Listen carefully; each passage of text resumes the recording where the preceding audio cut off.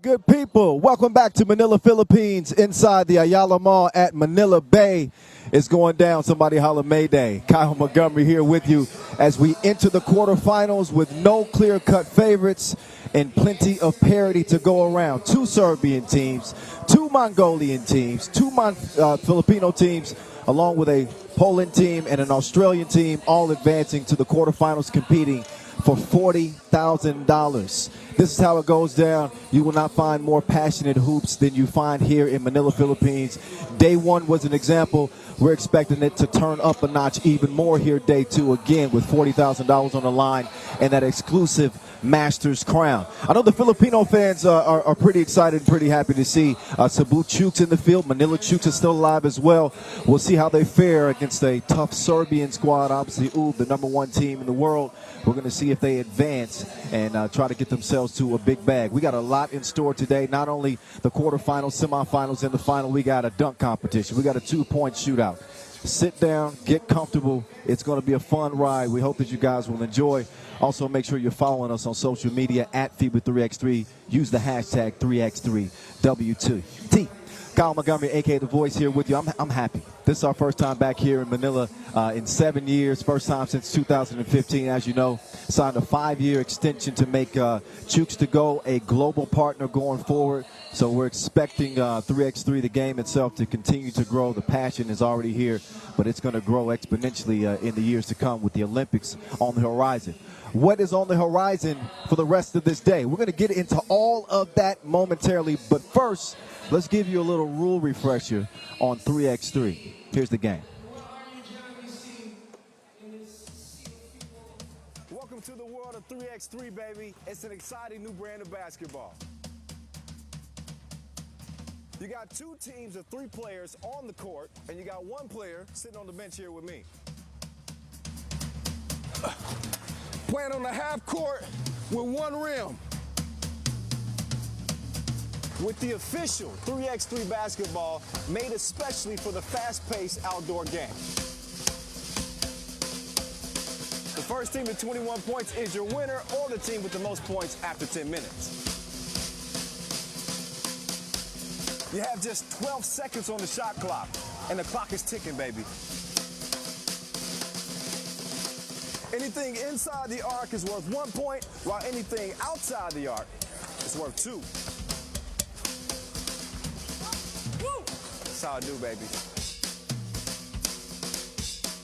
And once you score, the ball doesn't stop. Offense turns to defense just like that.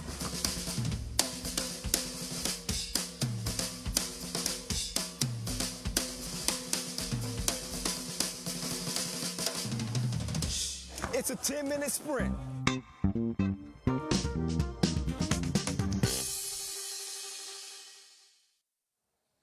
You got that right. Half the court, twice the fun. It is about to go down. Quarterfinals are on deck. A rule refresher for you in case you didn't know. 12-second shot clocks puts this game into absolute overdrive. 3 players per team on the court, 1 sub, no coaches, 1 timeout per team. Did you get all that? All right. If you didn't, you get to see it firsthand here coming up. Here's how things went down on day one. It was a wild day, starting with that 21-17 win that picked up over Cebu Chooks. Cebu Chooks was able to pick up a win later in the day, obviously over Zafkan, a huge comeback to earn their way into the quarterfinals. But we've got 3 unbeaten teams, obviously How about Ulaanbaatar out of Mongolia? We saw Warsaw bounce back. Big shock. Day one, you will not see Antwerp out of Belgium, the #2 seed here in this tournament. They are not playing. So some surprises, and who knows what surprises may be in store. You see the quarterfinal bracket here, starting with Warsaw, Ulaanbaatar, and Melbourne. Melbourne came all the way from the qualifying draw. Sansar, MMC Energy, Manila Chooks, also competing in the quarterfinal. Here's a look at your top scores from day one. You won't see Ulaanbaatar because Huishan was eliminated, but you will see Dejan Majstorovic and Przemysław Zamoyski. As a matter of fact, in our first quarterfinal, 2 of the top scorers, 2 and 3 on the scoring charts. So it's going to be a lot of fun. Also, we'll get a chance to see Liman and Cebu Chooks as our final quarterfinal. So stick around for that. That is going to be an absolute show. But taking over the stage first, as I mentioned, is going to be Ub, and you are well familiar with this Serbian squad. If you aren't, where you been hiding at? Ub picked up where they left off after winning the Ulaanbaatar opener. This is our official first Masters, I guess you could say. They dominated their group, beating that tough Cebu Chooks team, as I mentioned, 21-17. Then they handled Zabkan MMC Energy 22-13.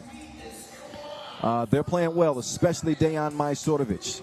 #1 in player value after pool play, and second on the scoring charts. We'll get a look at this Ub squad first. That is Nemanja Barac with the chiseled jaw. I'm jealous. I just got to say it. And the beast, Marko Brankovic. Barac second on the team in scoring. Coming out of group play, he's got 12. Brankovic with 9. That is the #1 player in the world. Don't sleep. Strajinja Stojicic, a.k.a. Dr. Strange. He's got a face like he's ready to come out here and get in kill mode. But that is the Serbian quartet, all set to line up against this Warsaw squad. Again, out of Poland. Warsaw Lotto. And there's Didi coming out. He came up to me after the games yesterday. He was like, yeah, just call me Didi. I said, you don't like Debo? He says, no, it's too many. We already got Zebo. We don't need a Debo. So I said, all right, Didi it is. That is Lucas Didushko, along with Simon Roduch, Pavel Pavlovsky, an Olympian, along with Zebo, also an Olympian, and European bronze medalist from 2021. They had to shake off some early shooting woes yesterday, but once they got those out of the way, they started cooking. And here they are with a hell of a challenge in front of them. Nobody's been able to beat Ub to this point here in Manila. Will they be the first to do so? Well, Warsaw did not have luck against the other Serbian powerhouse, Liman, day one. They lost that one 13-21. But then they bounced back with a 21-15 win over Gurugram out of India, which landed them a spot here in the quarterfinals.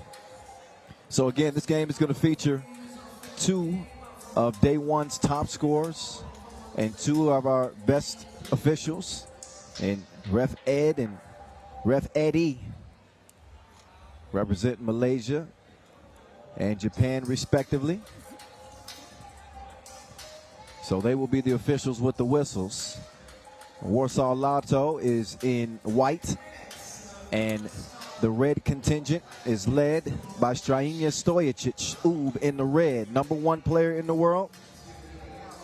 Dr. Strange looking to turn his game up a few notches. He wants to get those sliders up, and there's Zebo himself, Przemysław Zamoyski, standing 6'4". He's a dynamic scorer. We really saw him get cooking from beyond the arc yesterday. He was 4 for 11 from 2 range against Gurugram. Team high 17 points for him.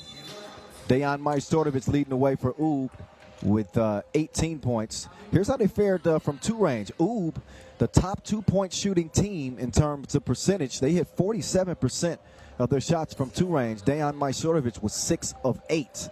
So the Maestro had a whole lot to do with that in orchestrating those 2 wins. Warsaw 8 for 34 from deep. They got to change that.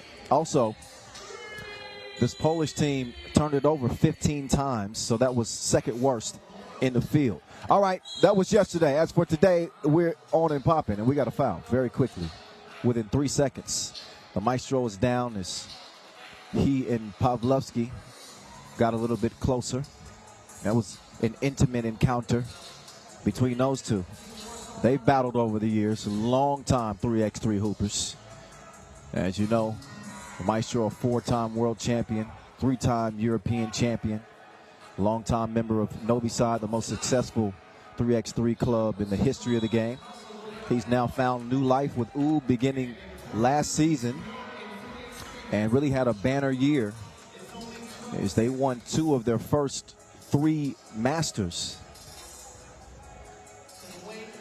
Let's see if they can go 2 for 2 here in 2022. Yeah, I said that right.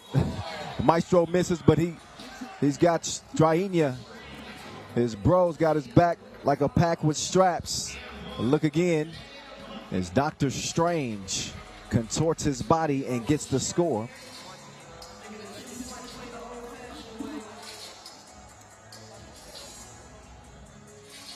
Here's Strainia, who scored 29 points en route to that Utsunomiya opening win. He knocks down the free throw. Not a problemo. Here comes Radush. He's turning the corner, but he's fouled by Stojicic. No longer known as Mr. Robot's brother. He's got his own identity now. He's checking up, top of the key. Didushko. He's going to get it to Zebo. Zebo takes the screen from Radush. He lets it fly, and it's still flying. He says, my bad. Pablo checks in. Radush checks out. 2-0. 40 seconds in, our first quarterfinal. Win and advance, lose and you're done. Oh, Dr. Strange, he redirects. He's got a new destination. Beautiful move as he pulled the sorcery on, on Pablo. So watch Dr. Strange here. Pulling out some of that sorcery, making the move on Pablo. Here's the maestro. Nice give and go. The Beast finishes with the scoop. 4-zip, the Serbs in control. Radush whips it. And Didushko couldn't hit it.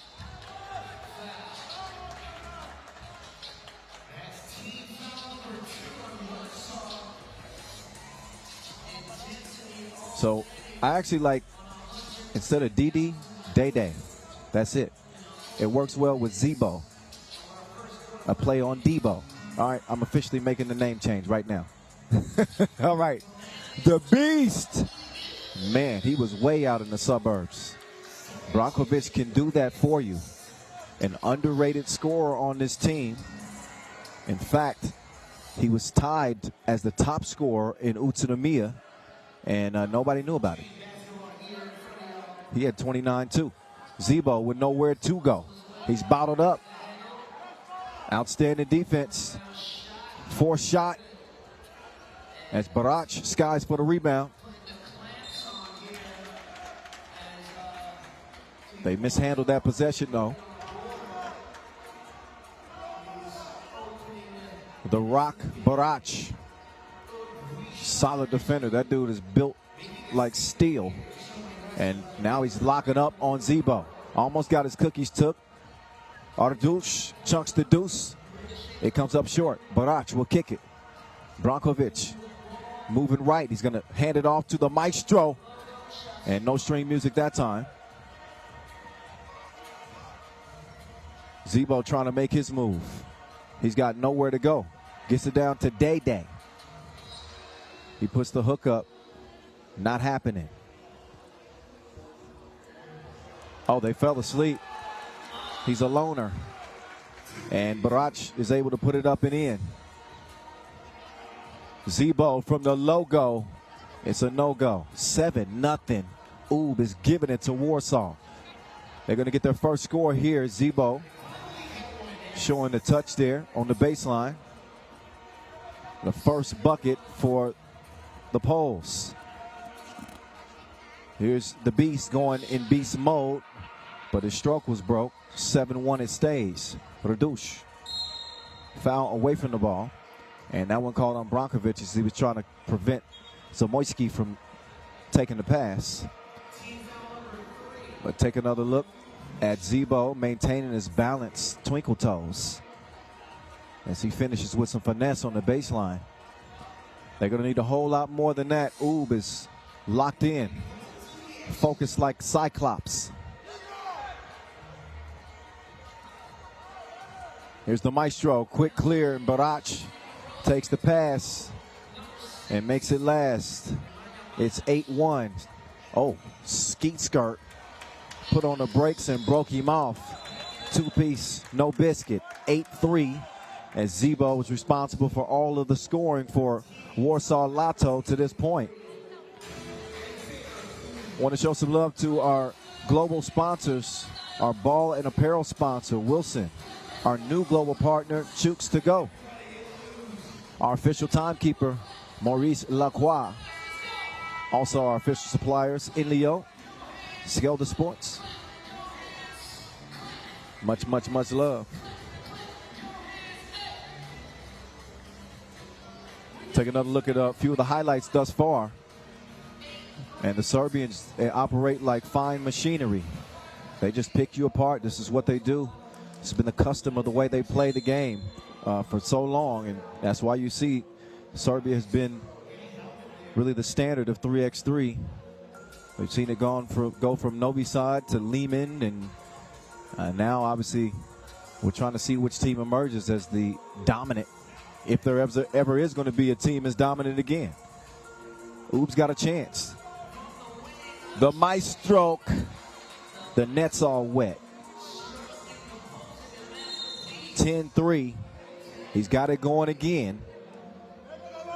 It's the maestro. He keeps his gun off safety. He pulls the trigger and delivers from the right wing. You got to get a hand up on that man. Check the scout report. Oh, pocket pass. What a setup. But Barach says, I think not. But wait a minute. He got a whistle. And he actually is called for the foul. So Barach not so pleased with the call, but hey, you got to deal with it. Here's Pavel Pavlovsky. Again, an Olympian, represented Poland in Tokyo last year. What an honor it was for all of the players who get to call themselves Olympians. We have a couple on this, couple of Serbians, obviously. Dejan Majstorovic, part of that bronze medal team. Oh, Barach is just counting it up right now. He's getting bucket after bucket after bucket. Oh, but he gets whistled for a foul again. And I'm not sure if he's just trying to show off his arms or he's arguing the call.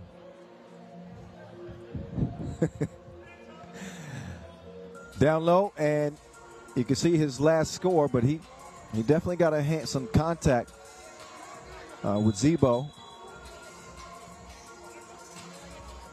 And that's why he's heading up to the stripe. Zamoyski, that is, shooting 2. And Ref Edmond is going to give a warning to both teams for complaining. So don't be surprised when you see a technical foul handed out at some point in this game if they don't slow down with the chitter chatter with our officials. They don't play that.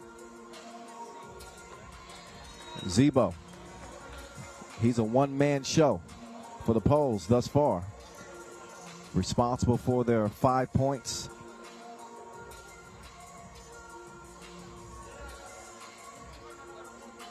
He got cooking in game 2 yesterday. He scored 13 of his team high 17 against Gurugram. He's got 6 now. The maestro, whoa. High arc, well short. Dede to Zebo. Z-Beezy, moving right, then left, takes the screen. Precision pass to Pavlo, but he wasn't so precise on the shot. Off the rim it goes, and here comes Dr. Strange.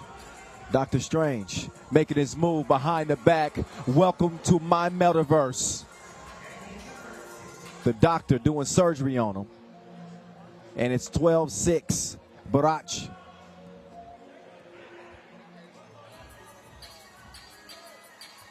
Long ball. That time Dr. Strange sees it go off the iron. 12-6. Zebo. Step back.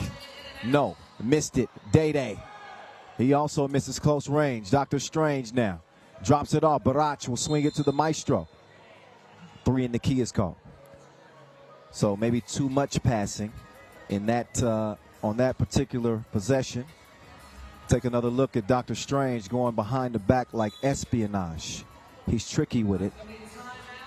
And I would say one of the most dangerous offensive players in the game. There's a reason why he's world number 1. Although Dejan Majstorovic might argue that the reason that their ranking is so high is because he joined. He told me, he says, before I joined them, They were like ranked 50th. Y'all better put some respect on the Maestro's name. Just kidding. They've come together, and teamwork has been making the dream work. They are a great collection. All you have to do is look at their body of work, not only winning in Utsunomiya in dramatic fashion, beating a tough Princeton team in the final, and also beating their countrymen in Liman in overtime, thanks to a Maurice Lacroix buzzer beater, the Maestro. They haven't lost a game out here yet, and get some good competition. Cebu, is anybody else going to get a bucket for Warsaw? It's a new era. If you watch Warsaw Lotto over the years in 3x3, you know that the complexion of this team has changed. No longer with 3x3 legend Michael Money in the Bank Hicks, who obviously helped Poland get to the Olympics with he and Cebu dazzling performances at the qualifiers in Graz, Austria last year. Just fell flat in Tokyo. The Maestro, no. After it rolls off the rim, Barach hits the deck. Looks like he probably got some help doing that. And Simon Radush, one of the most classy players in the game. You won't see him arguing with the officials very often. I'll tell you that right now. He accepted the call happily. Stojicic lost it.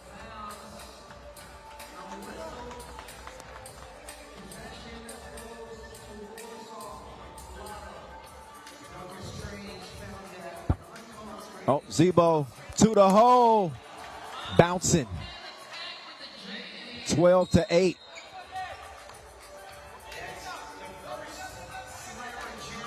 So Cebu, I think he's got all 8 points. He sets up the Yami with the jab step and got on his pogos one time. 2 hands for safety. And he gets up to get down. Here we go. Down low they go. The Beast trying to come alive. He shoots it strong. Radush guarded by the Maestro. Didushko. He will turn. Oh, nice pass. You're talking about tunnel vision. What a setup from Day. Barach, not that time. 7 fouls on Oob. That puts them in the penalty. Another look at that pass right there. That was an outstanding helper from Didushko. So all of a sudden, Warsaw Lotto are back in this game. Remember, this was an 8-1 contest. Since then, they have not been able to slow down Cebu. He's been on Debo mode, bullying the Serbians, getting everything that he wants. Tuck your chains in. Hide your bikes. Cebu coming for you.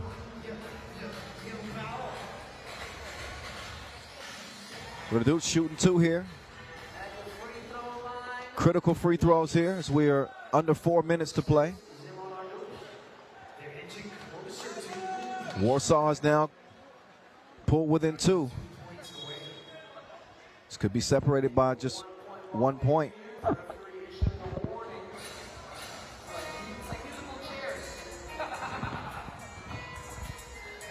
Shout out DJ Lass all the way from France. He's on the table spinning. You already know. 3x3 the hype. Noah Lazarus on the mic. He and DJ T-Rex. That's a combo good as ketchup and mustard. They just work. Meantime, Stojicic socially distanced himself, knocks down the 2-piece, and then he's going to draw a foul on Cebu. So I think they're going to take a look at this and determine whether or not that should be an offensive foul. The officials have the right to do that at any point in the game if there's a call that they want to get a look at. Cebu is arguing his case. And I guess if we'll get another look right here and you be the judge. Oh, yeah. Well, I think Dr. Strange sold it a little bit. That might have been better than his acting in Multiverse of Madness. He sold it, but I think Zamoyski also did have those hands up, and he did extend it a little bit. So I would say so that actually is an unsportsmanlike foul. It wasn't just trying to decide whether or not who the foul should be on. That's called an unsportsmanlike on Zamoyski. And I think that's the right call. He leaned into it. And the acting didn't hurt. Dr. Strange, though, off on the free throw attempt. We got ourselves a game, though, don't we, ladies and gentlemen? 14-11. As Oob try to regain control of this game. Both teams in the penalty with 7 fouls apiece, and Dr. Strange, oh wow, an empty trip to the stripe. Man, you wonder if that's going to play a factor later in this game. Behind the back, tasty dish. 14-12. Maestro going ISO. Goes right, hangs, and misses. But he didn't get it up in time. So, shot clock violation, as you know, it's quick, it's fast, it's epic. It's 3x3, 12-second shot clocks. Take another look at the tasty dish. Behind the back from Zebo, setting up Radush. He's a capable shooter in the mid-range. Didushko to Zebo. Let it go. He had the range, but didn't have the connection. Followed it up, though. Oh, Barach. Oh, yeah. He experienced some turbulence on the way up.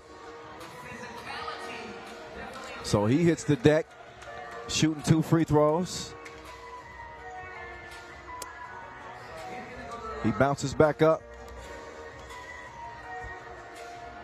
Nemanja Barach,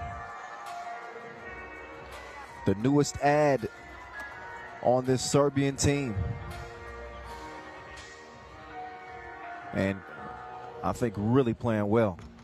He knocks down the first of 2.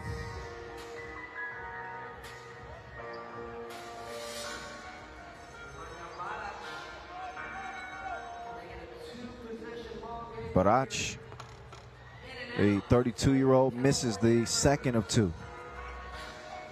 15-13.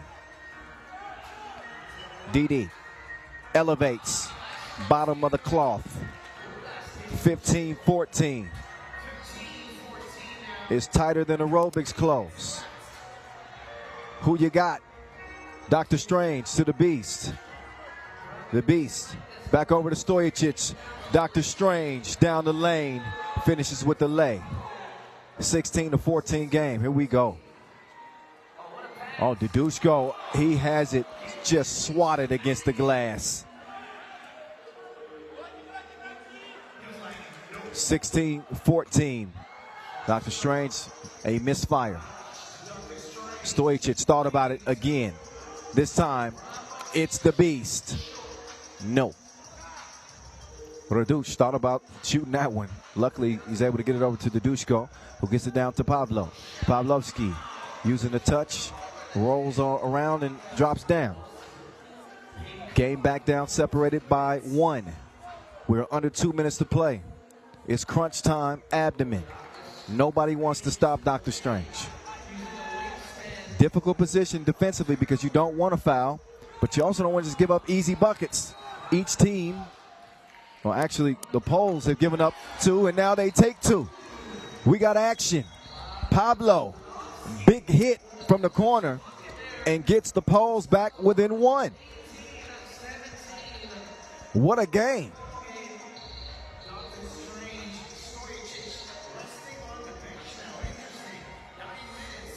The Maestro gives it up. He's setting the screen now for the Beast. They were not on the same page. Not even the same chapter on that possession. Looked like the Maestro was going to have a look at a 2. Pretty clean look. They just tossed it away.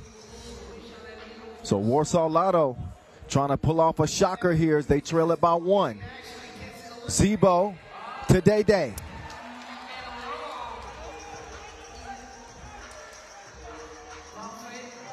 Here's the maestro. No string music that time. 18 all. Approaching a minute to go. Our first quarterfinal here in Manila is a thriller. The Beast, Cold Killer. Two-piece game point for the Serbs. Let's see what Zebo can do.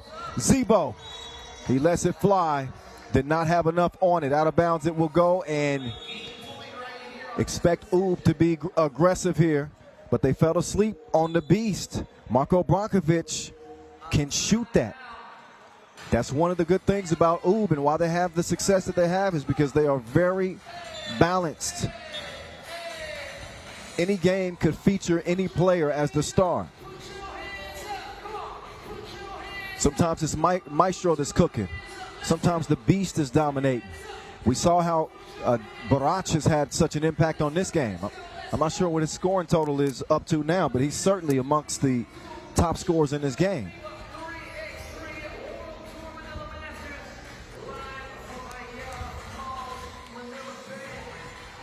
But the Poles, after this big comeback, they now find themselves with their backs on the wall. So if you're Ub, I'm assuming the strategy here is going to be attack the rack. You got a team in the penalty who cannot afford a foul. You can win the game at the free throw strike. But I'm not settling for a two ball here. I'm making it a point to head straight to the rim.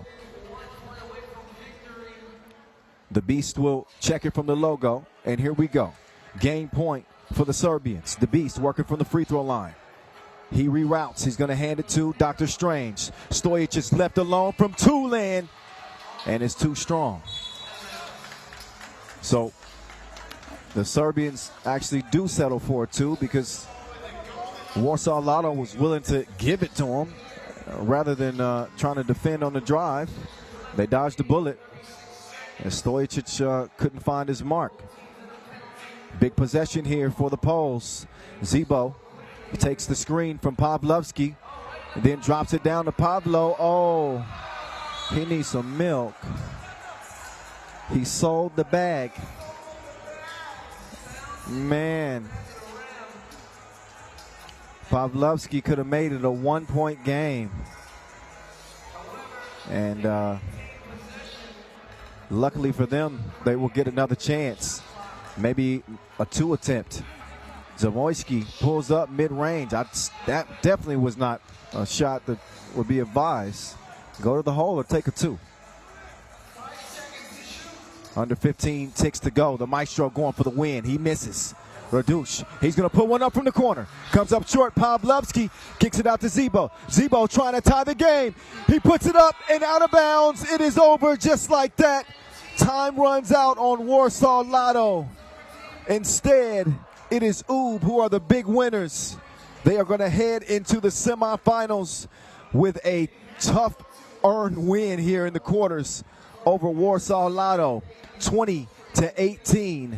Ub is moving on yet again, but give some credit here to Warsaw Lotto. First time on the tour here in 2022. They've been in the lab this summer.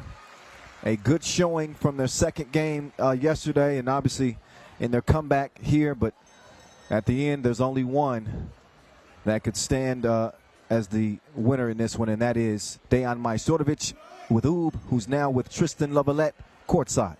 Tristan, it's on you.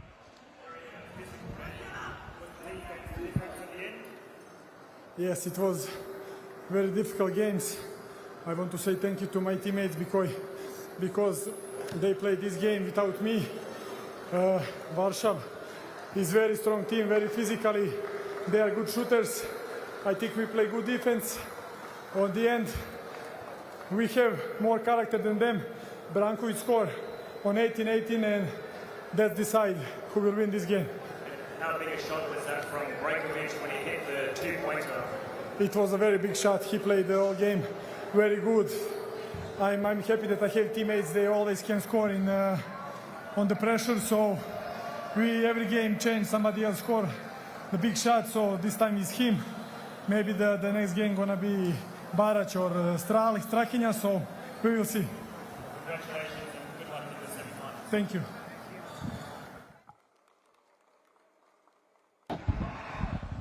All right, well, Oob plays on. This is how they did it. Dr. Strange getting tricky on him. He goes left, then right, then north.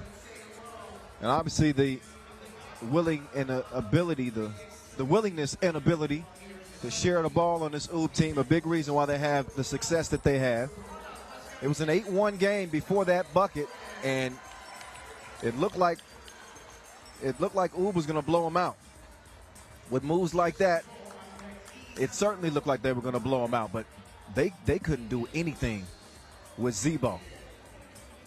He was like Burger King, have it your way. He had it his way for a good stretch in this game. And while his teammates contributed, we saw Pavlovsky there and then Radush there. I think they got started a little late, but this was a part of their run to get back in the contest. So Moisky just everywhere. As you can see, a 15-14 game right here. And both teams in the penalty, so that's why you see Pavlovsky kind of step away, trying to create some transition offense. Didn't want to have the risk of getting whistled for a foul. 18-18 with just a minute to play. This is the shot that decided the game. Ice water in his veins. The beast comes alive and gives Oob the edge that they needed to head to the semifinals. So one quarterfinal is down. The next one is up. We got another undefeated team. Ulaanbaatar out of Mongolia, who have been raising some eyebrows here in 2022 with their new addition, Steve Sir, who seems to have been the missing ingredient to a team that's been really built on grit, toughness, defense. They usually wanted games to be low-scoring games that played in their favor because they will defend you. Now this is a team that scored 22 points in both of their pool play games. What has happened? They went from a team that can't score to a team all they do is score. 22-11 over Manila Chooks, 22-17 over Zyson MMC Energy. They are built for this stage. A different squad. Steve Sir, the player coach. He's now in Mongolia, coaching up the Mongolian squads and trying to change their fortune going forward in the future. In the present, he's the man. He's the top gun with Delgun Inkbat and company on this squad, as well as Otgon Jogal Sot and Delgarnyam Davasambu. That's the four horsemen for Ulaanbaatar. Now, their opponent, all the way from down under. They came all the way from the qualifying draw. I mentioned the grit and toughness that Mongolia is normally known for. That is also what the Australians embody as well. They are bruisers. And they also have a shooter in Andrew Steele, a gold medalist at the Asia Cup, as is Greg Heyer. Heyer actually led the rebounding charts yesterday out of pool play. He had 18 boards and 9 rebounds.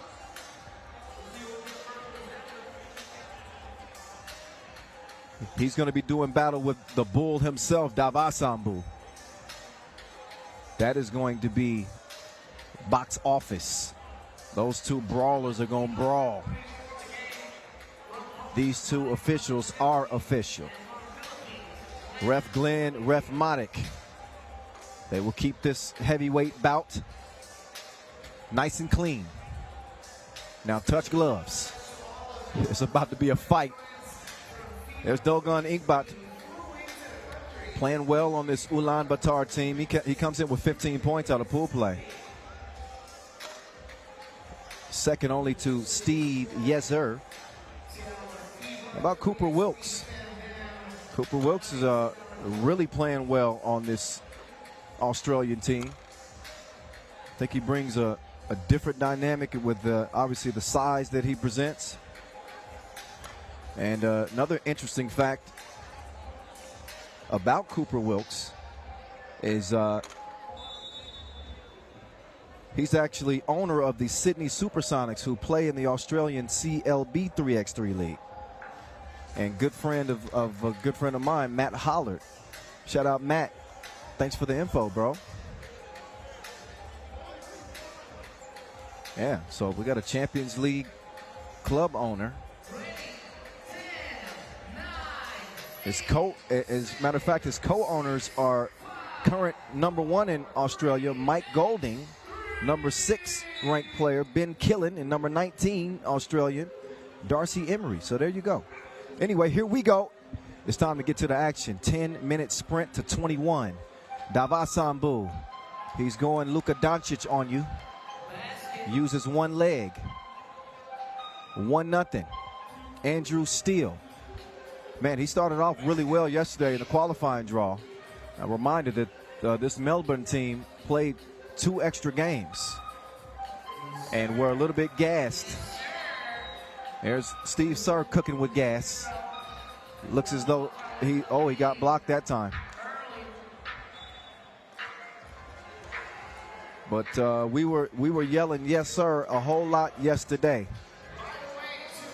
Steve Sir was all up in his bag. He had 7 twos and scored 16 points overall. Meantime, Inkbot misses. He's long, gets it back, and he uses the flotation device. He will D you up too. This is what he hangs his hat on. Although I don't think he ever even wears a hat. The dude got perfect hair. You don't get hair like that by wearing hats. That's his hard hat. There we go. I'm done with that. It's 3-0.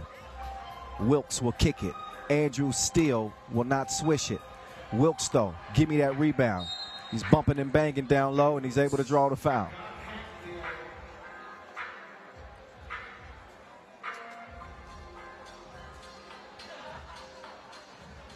So up steps Wilkes. He's one of those bigs that can really extend the floor for you. He's 26 years old, too. So he's pretty youthful, I would say. And he's got Melbourne on the board. Greg Heyer. He employs Wilkes for the score. Thanks for the assist, bro. 3-2. Take another look. He's got it cleared. Nice heads-up pass. He finds the big man. He's mashing like 2 potatoes. Steve Sir. Yes, sir. He's brought his firearm again. Andrew Steele. Oh, what a finish. That must be a jelly because Jam don't shake like that. Nice touch from Steele. Inkbot. He's going to drive. He's denied. It's going to end up in Steve Sir's hands. But a shot clock violation. But Steve Sir coming off 7 2-pointers day one. He has picked up where he left off. He's been under the weather. Ironically, he's been making it rain. There's $2 and no change from Andrew Steele. Oh, nice give and go. He's got the right flavor on the scoop.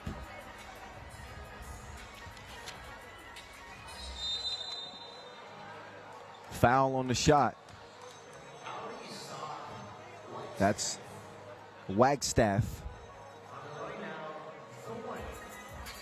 Jesse Wagstaff. He had 16 points to lead the Australians out of pool play.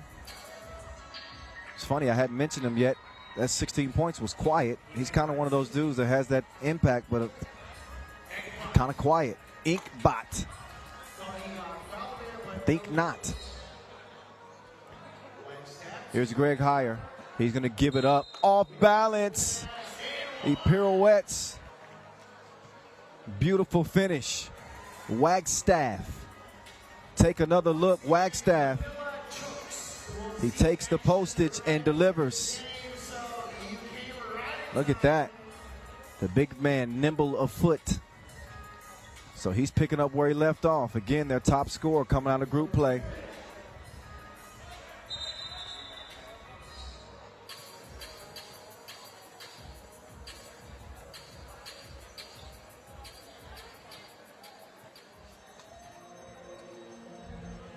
And we're back to it. Davasambu trying to set something up with Dulgun, but an offensive foul is called.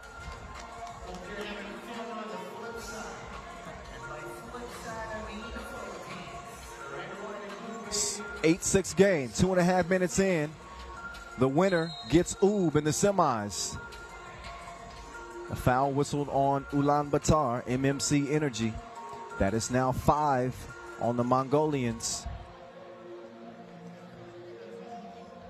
Really battling here with the Melbourne team, who was the top rebounding squad out of pool play. And again, they're going to really be put to the test as that physical attrition continues to wear on a team that's had to play more games. And actually, I attributed more points to Wagstaff than I should have. He had 11, but they were a clutch 11. Wilkes, he's going to cash that one in from the stripe, no problem. Oh, nobody home. Look at that. Uncontested layup for Dulgun Inkbat. Wagstaff jabs right, moves left, nowhere to go, drops it off to Wilkes, who gets it back to Wagstaff. Jump hook, no sir. Steve Sir gives it up. Dulgun guns it, misses it, tries to track it down. I think it's going to be out of bounds off of blue. Should be white ball. 9-6 contest. And a TV timeout. 9-7 contest. TV timeout as we are under 7 minutes to go. Here's a few of the highlights so far. And while you take a look at those, I want to remind you, the world's first fantasy app for 3x3 has officially launched, and it's available for free download on Android and iOS. The fans get an opportunity to select their favorite players, build a fantasy team, and collect points based on the statistical performance of these players on the World Tour, as well as challengers. And users will get a chance to earn an official FIBA 3x3 Wilson ball after each event. And the fan who leads the fantasy rankings at the end of the season will receive an exclusive watch from Maurice Lacroix. So go start a fantasy 3x3 team. What in the world? He was off balance. He found his equilibrium and knocked down the shot. It's 10-7. Davasambu going to the spin. It's a miss. Wagstaff confiscates the rebound. He's being harassed over in the corner. Now Greg Heyer. This is the matchup I wanted to see. Heyer going to the fadeaway. I actually wanted to see him go towards the goal. Andrew Steele. He's locked and loaded. 12-7. Steele has been emptying the clip here for the Australians, who lead this thing by 5. That's one thing about the Aussies, the boys from down under. He shoots that one from up top. They are physical, and there is no quit in this team. Steve Sir, he has found his stroke. It's baby making time. Twins is what he just got. It's 12-9. Heyer getting faded. Takes Davasambu on a trip to the barber shop. Take another look. Steve, yes sir, mind your manners. He brought his blammer. 13-9. Davasambu moving. Uh-oh, there goes that man again. Sir, a rare miss from 2 range. Wagstaff, it's a no. He's denied in the paint. Sir gives it up to get it back. Sir on the move, drive and kick. Inkbot up fake, shot is up, it is short. 4-point lead for the Aussies. They want to get it down to the post office. The postman trying to deliver. It's a no that time, nobody home for Wilkes. Sir thought about it, elevates, missed it. But he followed his own miss. Persistence paying off for Steve Sir, the player coach for the Mongolians. Wilkes spinning, turning, too much. Travel Talked about the parity coming into the day with 2 Mongolian teams, 2 Serbian teams, and 2 Filipino teams here playing day 2, along with an Australian team and a Polish team. Just saw the Polish team get eliminated. So it's a little bit of all kinds of flavors. A multicultural second day here in Manila. So a 3-point contest is where it stays right now. Oob getting a win to start the day. Getting rid of Warsaw Lotto. And now here's Greg Heyer. Contributed 9 points yesterday, and he's going to contribute from the stripe here. Heyer, a member of the 2019 Asia Cup gold medal team, where the Australians went double. Men and women won gold at that event. And a foul. Ulaanbaatar in the penalty as Melbourne picks up only their 3rd foul in comparison. And Melbourne up 14-10.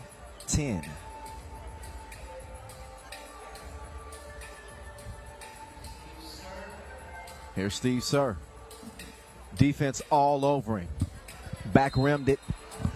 And Davasambu couldn't get to it in time, out of bounds.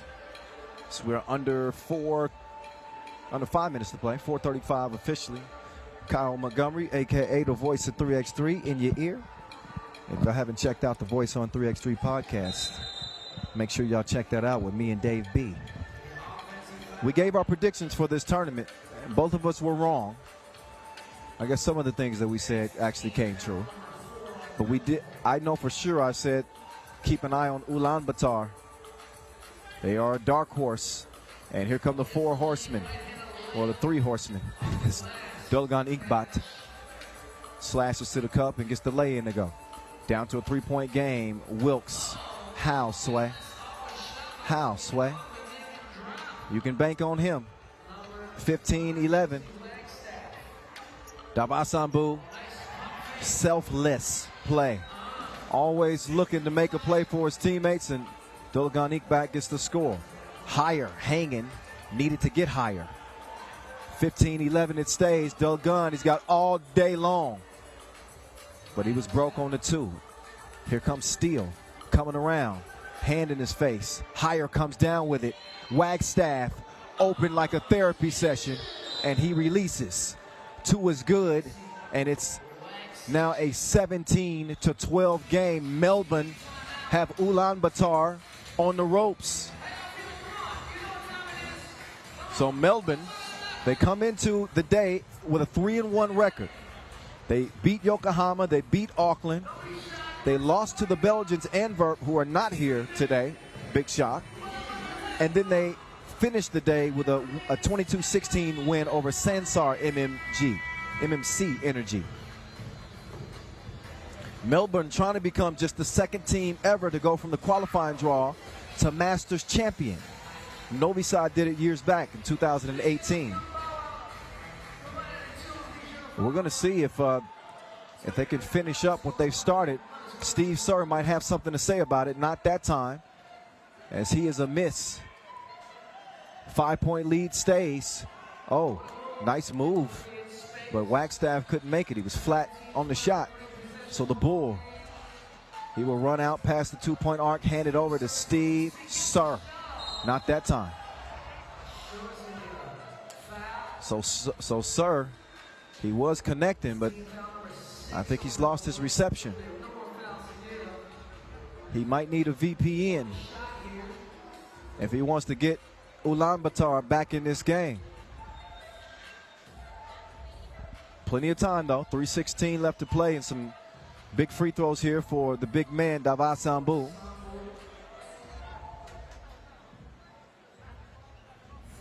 Davasambu, oh, he misses it. So not helping their cause, the Mongolians.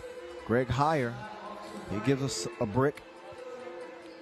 Now Heyer, he wants it in the post. He's not going to stray away from a fight. although he gets called for this 3-second violation. Also new to this year as a post player particularly, you cannot have your back to the basket more than 3 seconds after you've dribbled the ball. It's usually a 5-second rule. It's 3 seconds. That's a new fold to 3x3 this year. Oh, wow. These goals ain't loyal. No, they ain't. Halfway in and came out. And the Mongolians got to get something going here. Nice dime. Steve Sir. Precision. Wilkes.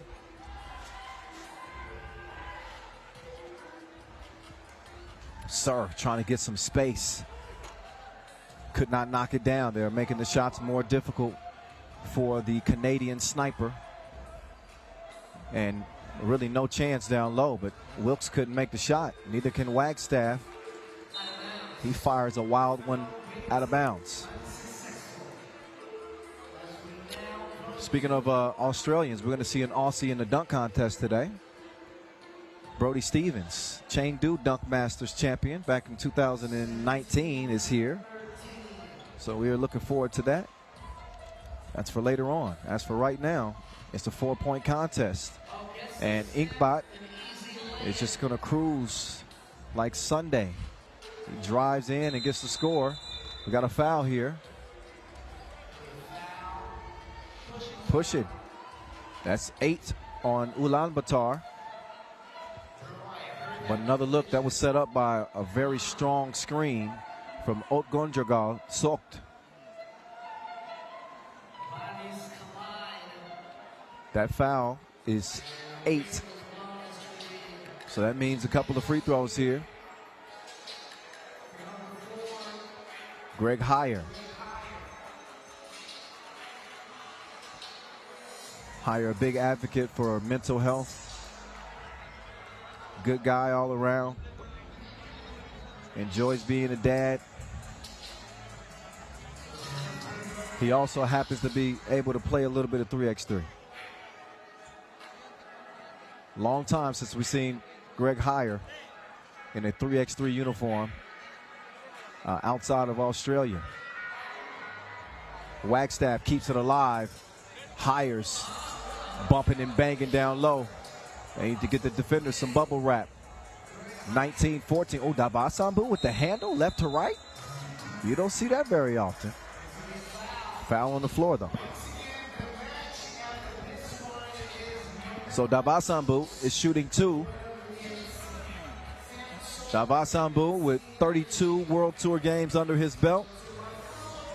Yet to get a World Tour win. Where he has won is in the national competition.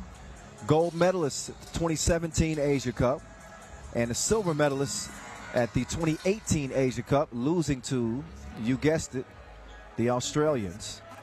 Also a silver at the 2019 Asia Cup, losing to, you guessed it, the Australians.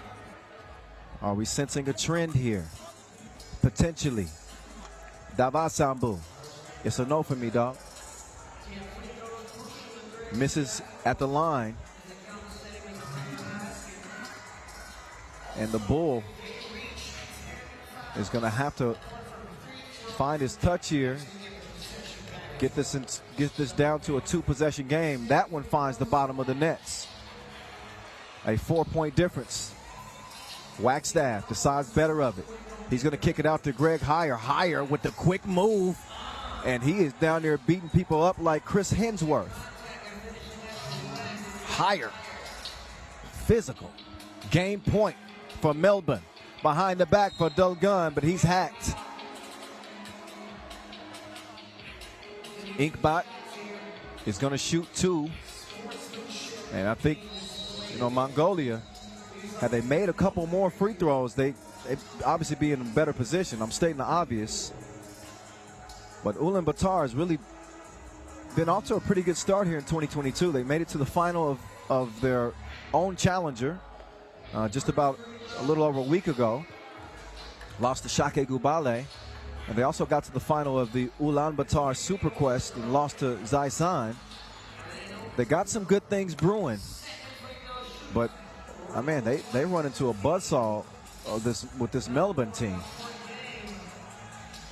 They have beat them up. One more score will put it away. Dulgun, big possession. If they can get a 2 here, no, they don't get a 2. Hires got it. Did he clear it? I'm not sure. 20-17, anyways, where it stays. Sir gives it to Davasambu. He misses it long to the right. Dulgun cannot track it down in time, out of bounds. Only 47 seconds remain. And the Australians need a single score to lock down a spot in the semifinals and have a date with the world number 1, Oob.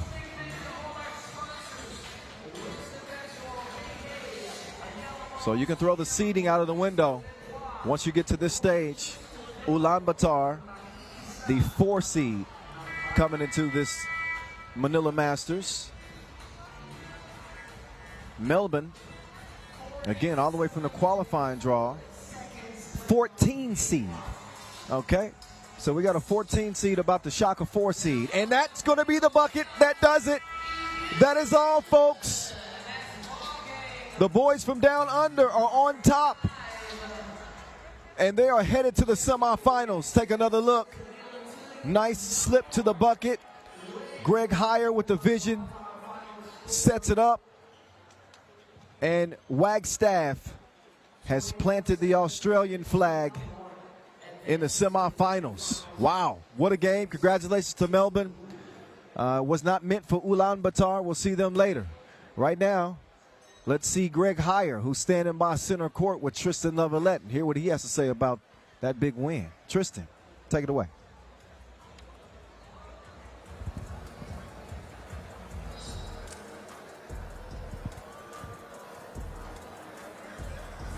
Greg, you guys have come through qualifying. How do you guys keep the energy and intensity up? I think that's just the Aussie pride. You know, we haven't been on the World Tour for 2 years. We want to start building a little bit of momentum. This group of guys want to be the pioneers for 3x3 basketball, and hopefully tournaments like this, the success of this, hopefully allows a little bit of belief to invest in the sport, something that we really love. You've got the toughest task in 3x3 against Oob. How are you going to beat them? I might go to a church and pray. In all seriousness, we want to play the best, right? It's a great test. We'll battle, we'll fight. We know they're quality guys, and that's all we can do is just be relentless, bring that intensity, bring some energy, and most of all, have some fun. Congratulations on the win, and good luck in the semis. Thanks, mate. I really appreciate it. Thanks, and thanks to the crowd. Unreal. Thanks. All right, so Melbourne from the qualifying draw to the semifinals. Here's how they got it done. We saw a heavy helping of interior play. Playing in the post or finishing on the drive. Andrew Steele orchestrating the score on that last highlight. Steele had a couple of 2 balls too. Overall, I'm really liking what I'm seeing from Melbourne. They certainly don't look like they're worn down. They look pretty fresh. When you got Greg Heyer hitting fadeaways, looking like Dirk Nowitzki, things are going pretty well for you. They controlled this game, and they managed to extinguish the previously red-hot Steve Sir, who still managed to get a couple twos to fall early on, but they just kept the pressure up. You see a 5-point lead with 2.5 to play. And Ulaanbaatar was essentially trying to dig themselves out of a hole from the very beginning. And the final few touches on the Australian win. There it is right there. Wagstaff waving bye-bye to the Mongolians as his squad is heading to the semifinals. Don't read his lips there, but I think you know what he said. Heck yeah. All right, one semifinalist set just like that. Pretty crazy, right? Whew. Before we get to our third quarterfinal between Sansar, MMC Energy, and Manila Chooks to go, they are on deck. We're going to give you a little treat. How about a look back at the top dimes of 2021, the top 10 crossovers, and the top 10 dunks of 2021 before we get to our next quarterfinal. Actually, my bad. We are not going to have an entertainment break. Y'all going to have to wait for those top 10 dimes and crossovers and dunks until later, if we can fit it in. We have more pressing business to handle, apparently. Quarterfinals take priority. All right. Why not? Well, we just saw a Mongolian team eliminated. This is going to be the last Mongolian team that is representing.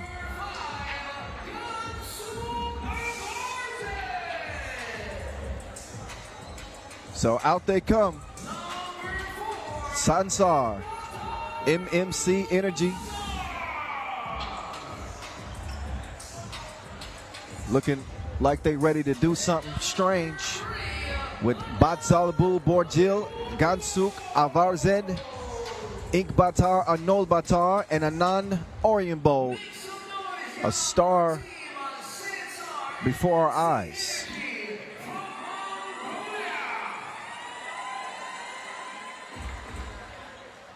So Sansar, they come in with a 21-13 win over Antwerp. They were the reason why we aren't seeing the Belgians here on day 2. They lost to that Melbourne team we just saw win 16-22. So they come in 1-1, as do the Filipinos, Manila Chooks. They lost to Ulaanbaatar 11-22, bounced back with a 21-19 win over Huishan MMC Energy.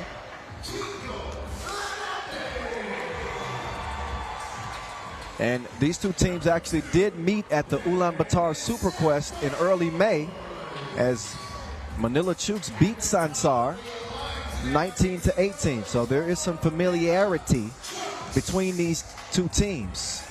And here's the squad. Chico Linetti was the hero of day 1. He was absolutely outstanding. They put off a huge comeback win, a furious comeback. Again, bouncing back and against Huishan.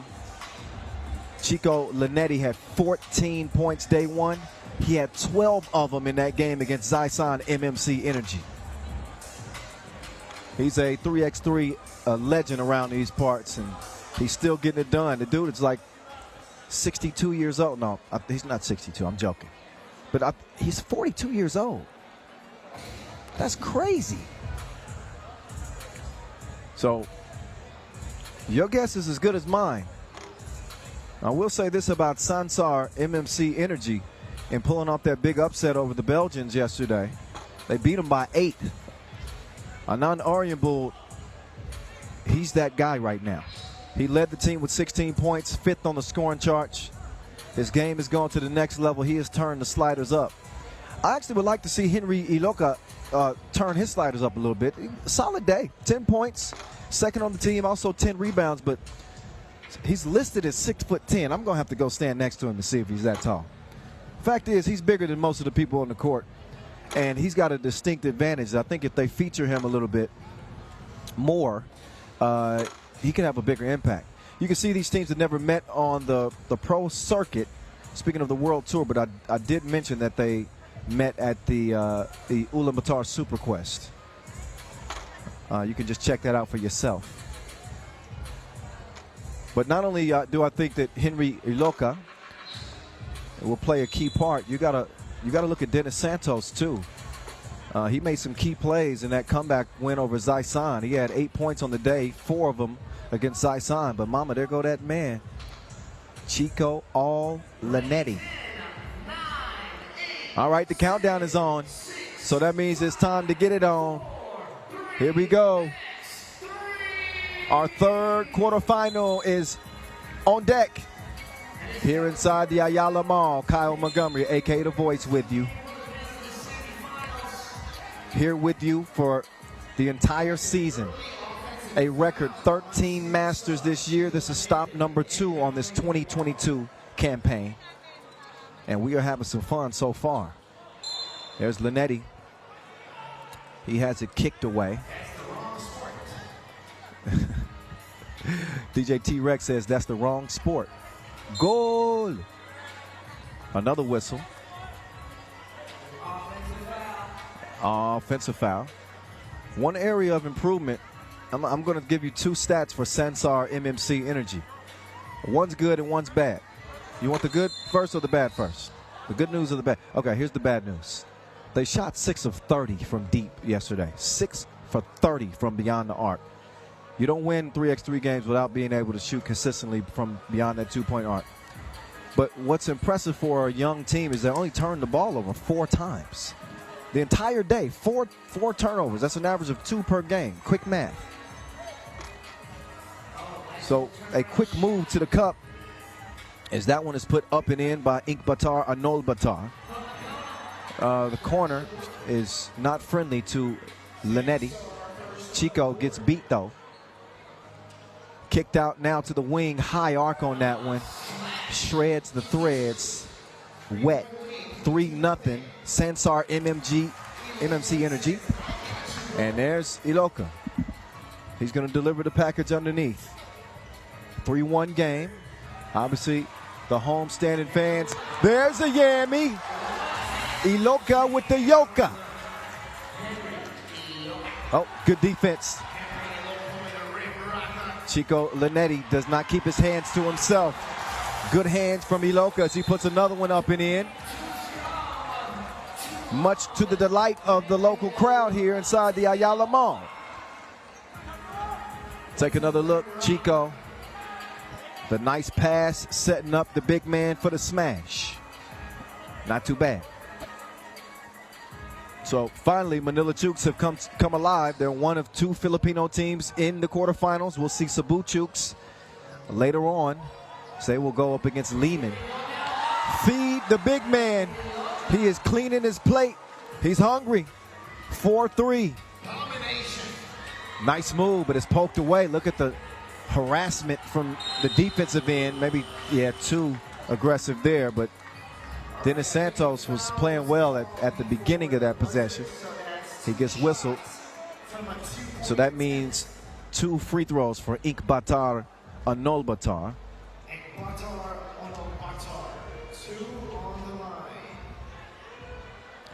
Oh, the first of 2.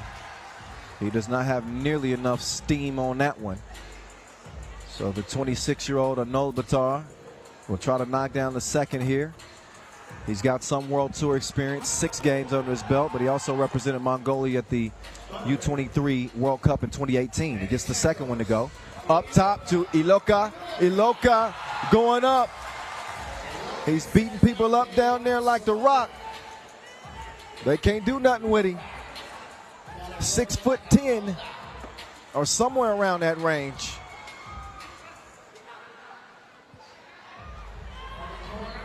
That one is airmailed express out of bounds.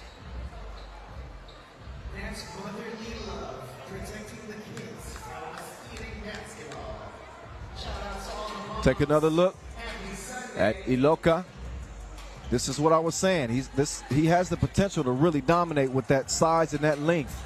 You're not going to find many teams that are going to be able to match up with him. Coming out of group play with 10 points and 10 rebounds. He's had his fingerprints all over this one.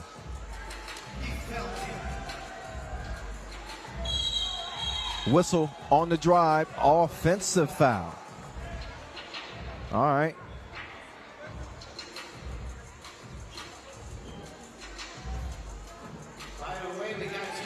So, yeah, Henry Iloka listed at 208. He contests the shot, but he got a little bit too aggressive there. And he gets whistled for the foul. That will earn a trip to the stripe for Gansuk Avarzed. Gansuk Avarzed. He will shoot just one. High arc, and it rattles in. So we're all even, 5 apiece. Just over 2 minutes in. Oh, Linetti. Oh, he sets the table, but he blew the crib. It's cleaned up. Nice play there. Credit Ken Holmquist on the putback. Oh, yeah. Dropped him off like the first day of school. Chico from deep. It's a no. 6-6, it stays. And a timeout on the floor. So good to be back here in Manila for the first time since 2015 in arguably the most obsessed hoops country in the world. I have thoroughly enjoyed my time here to this point. I have been everywhere. I have been everywhere from Binondo to Tondo to Quezon City, BGC, Poblacion. I'm telling you, long ball is short. There's the save. Oh, beat him on the baseline. Pump fake. Ah, he's kept his passport. He's traveling still. 6-6, it stays. And a TV timeout. Yeah, but not only have I gone all over the metro area of Manila, I've had an opportunity to taste some of the food and get some of the culture. I've had some sisig, some empanada. I've had some halo-halo. I have been fully immersed in the Filipino culture thanks to my guy Noah Lazarus. He put me in the game, and it's all love. Oh, trying to set up the big man, and he's treating the Mongolians like sisig. He's eating. Long, give me that rebound. He gobbles it up. Santos, no on the stroke, out of bounds. Who's that going to go to?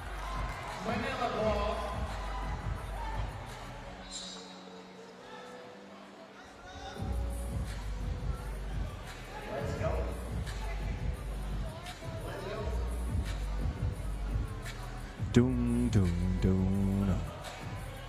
Down, oh, that pass off target. It is stolen away and easily set up for the score. Oh, Lanetti missed the crib. Here comes Ulaanbaatar. He was killing day one. They could use a sighting from him. Iloka kicks it out to Chico. No. Here's Chico. He was the hero. Game 2 yesterday. He's in a rush to the cup as he lays it up. 8-7, Manila Chooks trying to get it down low. It's kicked out. Nope. Arianbold misses it.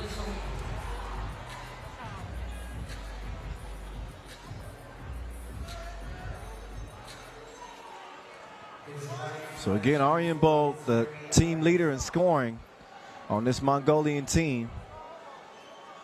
They trail it by 1. He could catch flames at any moment. Right now, it's up to the free throw shooting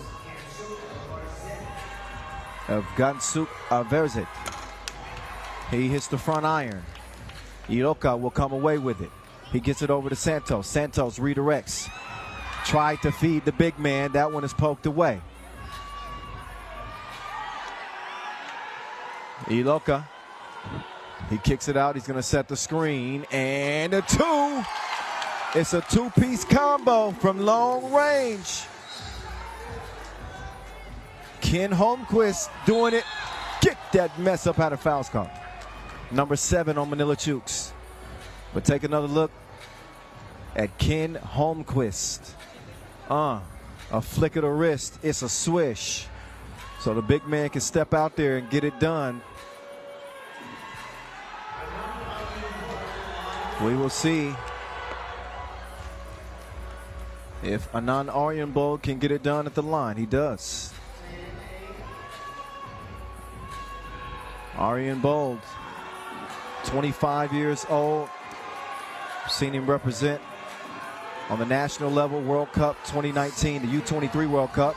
He misses the second. Chico all Lynette E. 18-12. I've been waiting to say that. Oh, from 2 range. You're getting twos like Twix as he broke them off. 12-10. Hey, we got a game again here in the quarterfinals. 2-point difference. That time Linetti couldn't find his mark. Starting to move that ball. They want to get it to that man. He is dangerous. That was deeper than an anchor. 12-12. Iloka will hand it off.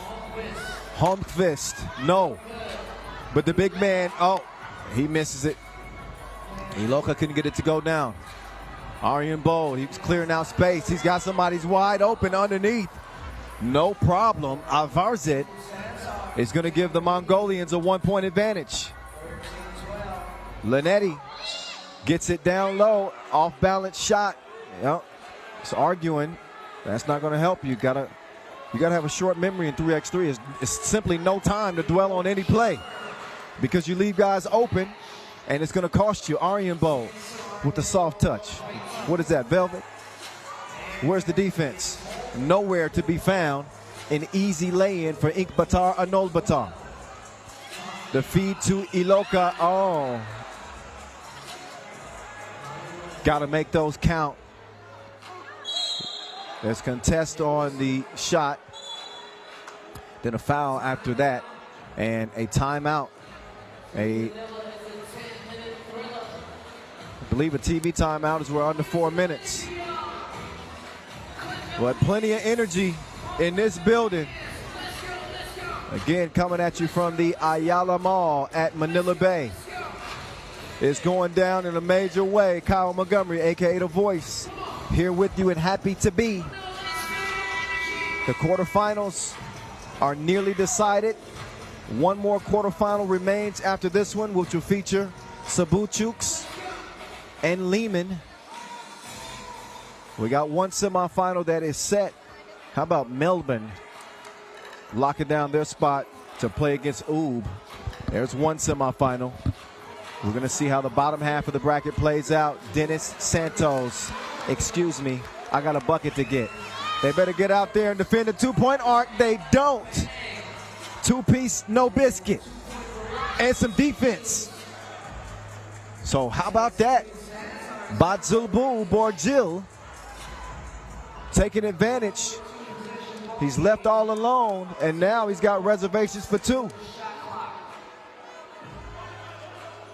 Santos.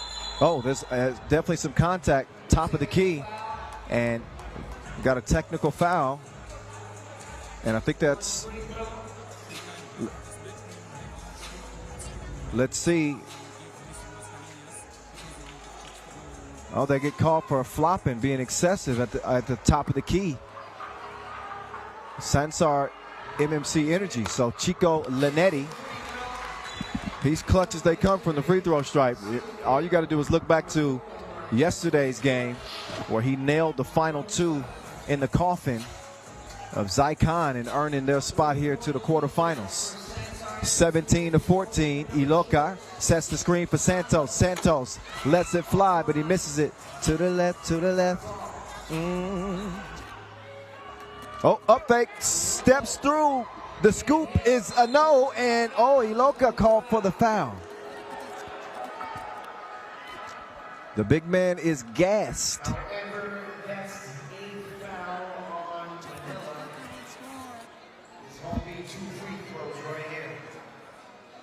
Couple of free throws coming. Anand Aryanbold. Yo, there he goes. He's got a lucky charm on that one. And his team has got a 4-point advantage. Manila Chooks. They're going to have their work cut out for them in these final 3 minutes if they hope to move on. Second free throw is good. Here's Chico. Dropping it down. He's a body snatcher. Iloka just yoked on that man.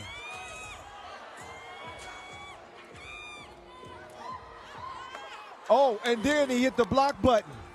So Iloka using those long arms, and when he's heading to the rim, it's a death sentence.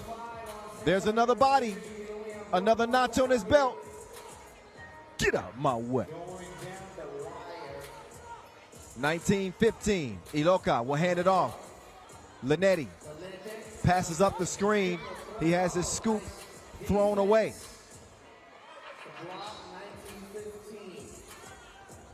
Some aggressive post play, and KB mad at that. Gansuk Averze. His team's within 5, but all they need is one more. Iloka will kick it out. Chico, no. Iloka will kick it out. Santos, he goes left, step back, nowhere to go. Defense all over him. Gets his own rebound, and he's putting it up and in. Manila Chooks. But that's going to be it. The Mongolians have seen enough. They said, we like Manila, but not that much. Sansar, MMC Energy are going to bully their way into the semifinals. Nice score down there underneath from Ulaanbaatar. And he lets out a Warriors growl as his team is heading to the semifinals. So one Manila squad is now gone as they drop it by 5. Cebu Chooks is the only Filipino team still standing. Sansar MMC Energy getting it done here.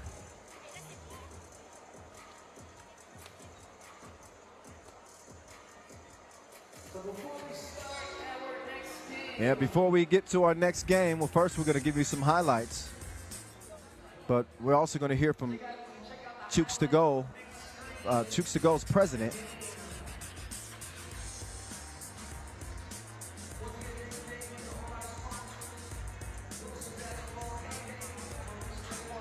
A few looks at the highlights from throughout that game. We saw Chico Linetti get it going from the corner. Anand Aryan Bold. You cannot leave that man open. A nice performance from the 25-year-old emerging star. Shouldn't be much of a shock to see this being the Mongolian team that advances. We saw a man get yammed on. Was that Aryan Bold? Come on now. And that's your final bucket right there.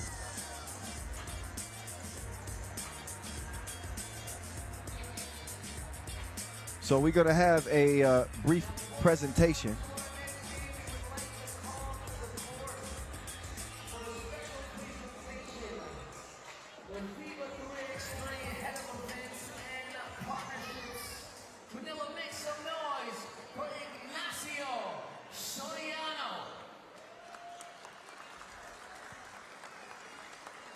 Ignacio Soriano.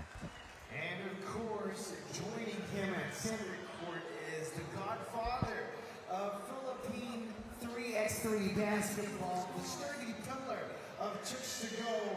Please welcome Mr. Ronald Mascarillas.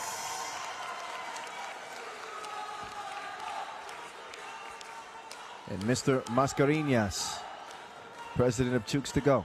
So FIBA recognizes the legend and father of 3x3 basketball in the Philippines, Ronald Mascarillas, as top promoter of FIBA 3x3 basketball. Congratulations, Big congratulations to Mr. Mascarillas. He's awarded for being the top promoter of 3x3 hoop. To FIBA 3x3, on behalf of the Philippines, maraming salamat po. Thank you. Salamat po. Thank you so much once again to the godfather of Philippine 3x3 basketball And the head of Chooks to go, we got Mr. Ronald Mascarillas. Follow up. Round of applause now, Ulaanbaatar. Give it up, y'all.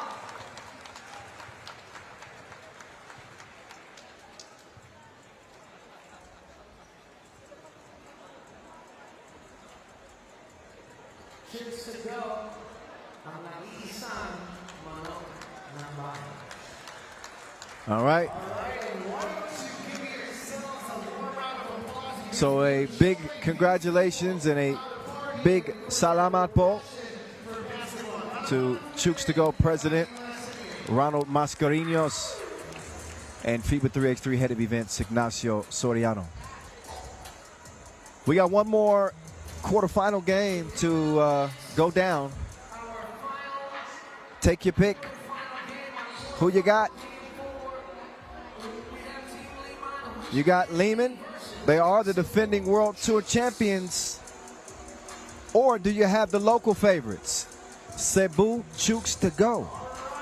I'm telling you right now, buckle up for this game. It is going to be a highlight reel. They got two guys on this Cebu Chooks squad that are just filthy with it. We'll get to them in a minute, but that's Liman's top scorer from day one. Yeah, believe it or not. Noboisa Kilian. He led the Serbs in scoring with 13 points. He had 7 in their win over Gurugram. He's joined by Olympians Mihailo Vasic, Alexander Ratko, and the sniper himself, Stefan Kojic. Balanced scoring on this Serbian team. Vasic with 11 points. Ratkov with 9 points. Kojic with 8.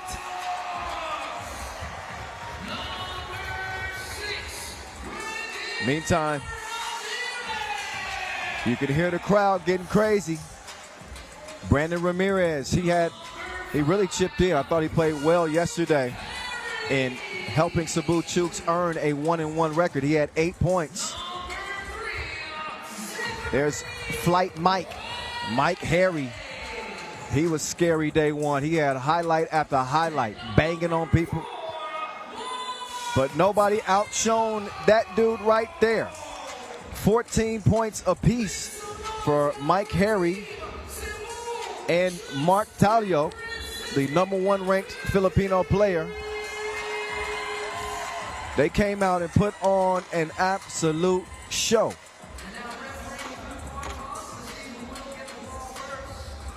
Liman picked up a 21-16 win over Gurugram and a 20-13 win over Warsaw. They're unbeaten. Cebu Chooks lost by 4 to #1 ranked team UB, but they came back and took a win from Zaisan, MMC Energy. And Cebu, really one of the most exciting teams that we've seen on the tour in a while.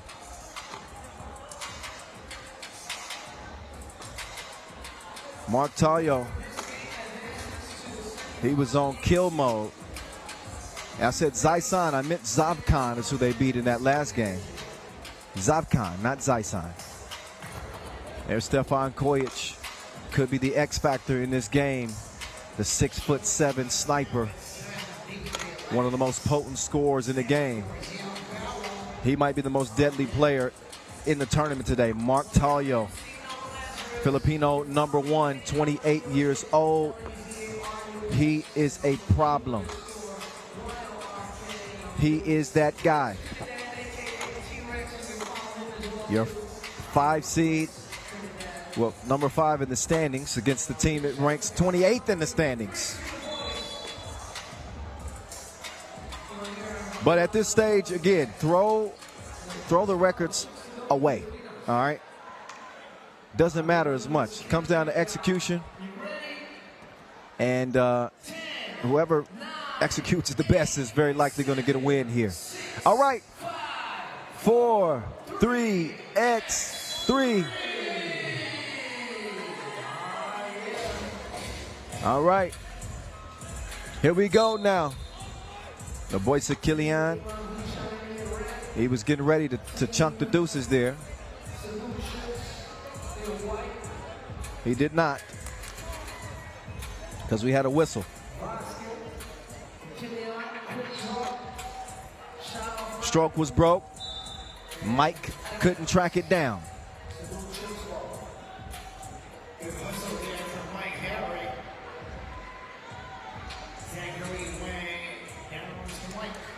Here comes Mike Harry. And a whistle on Vasic. Vasic will have his work cut out for him. Vasic, one of the most physically dominant bigs in all of 3x3. And he's got to deal with the sizable, athletic Mike Harry. He's going to hand it over to Talio. Talio, step back. It's a no that time. Talio had 9 highlights yesterday. As Vasquez puts it up and in.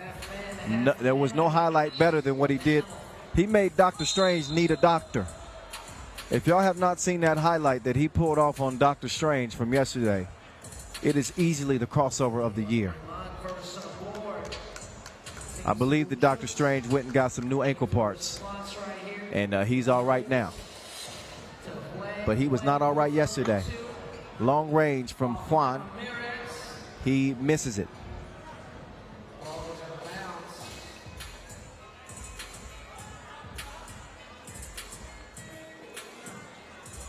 Doom, doom, doom. Oh, nice feed. Kilian is able to get it up and in. And you're dealing with a ton of experience for this Liman team who are hungry for a win.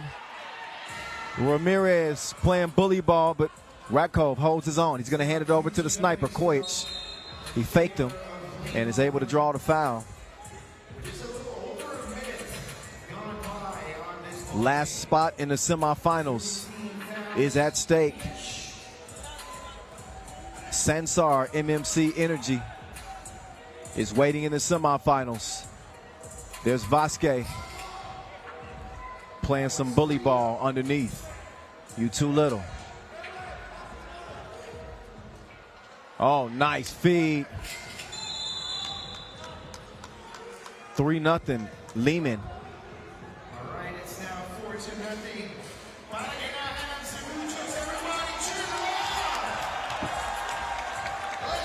Crowd trying to ignite Cebu Chooks. There's Mike Harry. He elevates. Again, he and Talio coming in as the leading scorers with 14 apiece. Kilian on target like infrared. He knocks it down, 2 to the head. 6-1. Harry. That one well off the mark. As I mentioned, though, the boy said Kilian, 13 points, team leader in scoring coming into day 2. Get another look at his 2-piece. He sets his feet, they fall asleep. There's a wake-up call.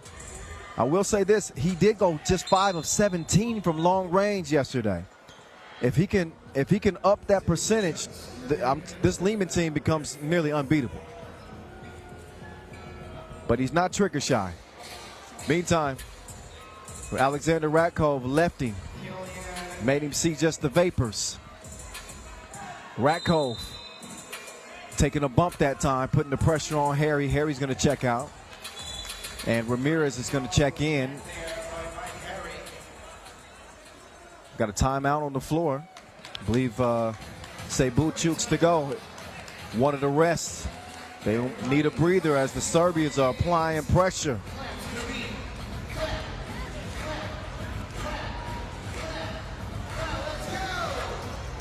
If you're not following us on social media, what are you doing?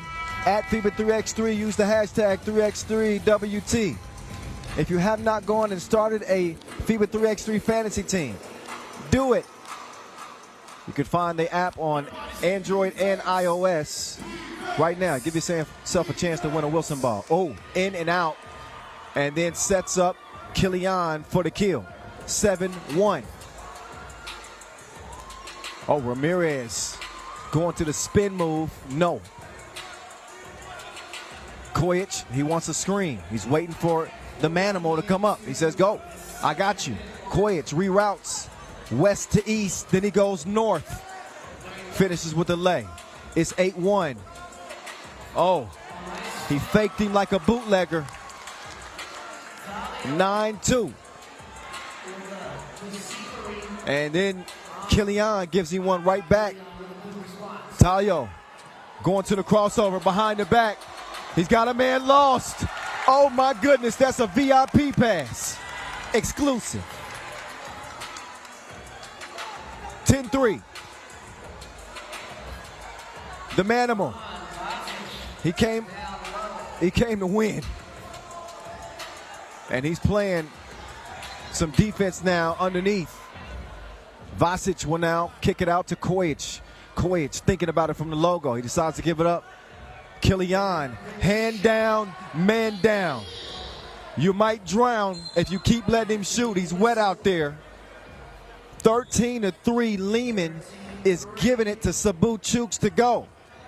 Kilian way out there next to the Inleo logo.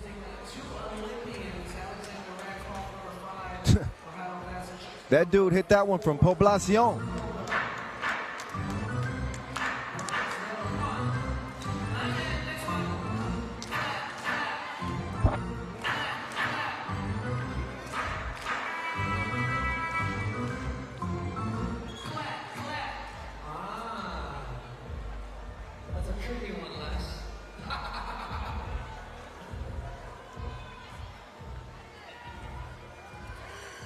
Here's Harry.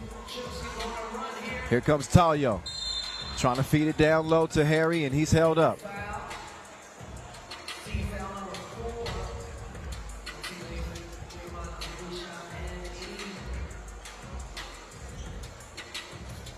All right.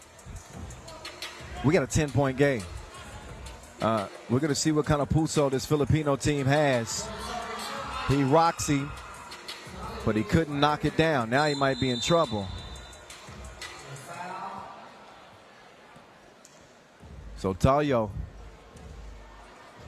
he's undersized when defending in the post, and Liman haven't had the success on the tour that they've had without recognizing mismatches. They take advantage of you. Second most successful 3x3 club in the history of the game in terms of Masters wins. Cookies. Oh, he picked his pocket. But Harry's going to end up with it. Harry, oh my God, that was a Russell Westbrook. What was that? All right, now enough of that. Kojic, front iron, poked out of bounds. And make no mistake, I like Russell Westbrook. I think he was disrespected a lot last year. But nobody can forget that shot. I digress.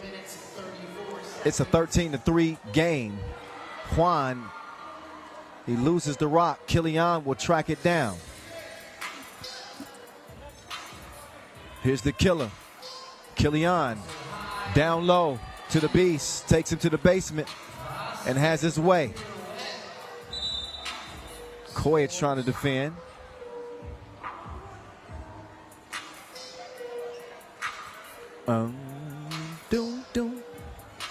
Man, are y'all enjoying the quarterfinals? So far, so good. This one looking like it's going to be a blowout, though. We're going to see what Mark Tayo and Mike Harry and company can do. Tayo lets it go. It's a no. So Cebu has been missing. We might need to issue an Amber Alert because they have not been nearly as electric as they were day one. And that's a credit to Liman. This Serbian team will grind you, wear you down, beat you up.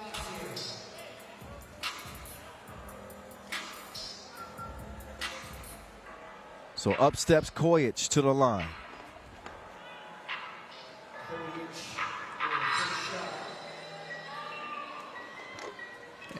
Knocks down the first of two.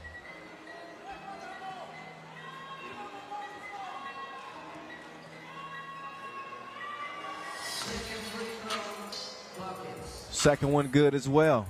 No problems at the charity stripe. The fake, the kick out, Harry. But Liman then just throws it away. So the ball back over to Cebu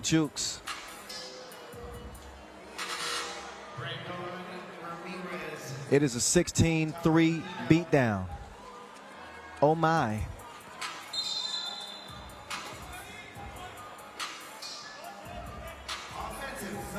Offensive foul is called on while setting the screen.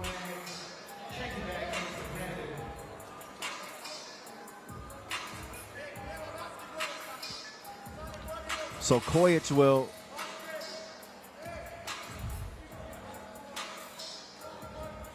try to get his scruples together.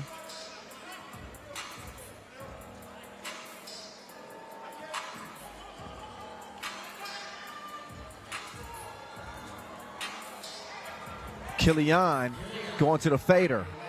Touches nothing. Talio with the solid defense, or Harry rather. Kicks it out. Juan. He drops it off, and Harry is going to elevate. Only the 4th score, though, for Cebu Chooks, and running out of time here. So they trail this thing by 12. Oh, my goodness. He's a cold-blooded killer. The sniper shooting like he's got a scope. 18-4. And the sniper comfortably steps behind the line, but he misfires that time. Harry kicks it out. Talio, he lets the 2 go. Bottoms up. Cebu Chooks, though, in trouble. Olivia Pope can't even help him. 19-7. There's Mike Skyen, and he puts it up and in, but you can tell he's running out of gas. And now the Serbians just toying with him like Happy Meal. They are playing with their food. It's almost time for them to lick their fingers. 20-8. As Talio will cruise like a Sunday drive to the rim, but this one is going to be a Serbian win. I can guarantee you that. Juan puts it down. They're going to make this thing look a little bit more respectable, but Vasquez is not going to be denied except by a foul. That will put him on the line to shoot 2. And this is likely where Cebu Chooks' run will come to an end. One last look at that Juan 2-piece, no biscuit. He's able to get that one to drizzle down in the hole. But in the end, just not enough. The Serbians will see the Mongolians in the semifinal. Sansar, MMC Energy, and Liman will represent in our second semifinal. Ub and Melbourne will represent in our first semifinal. Get ready. Dunk contest, 2-point shootout. All on deck as well, but this is going to put them to bed, to bed, to bed.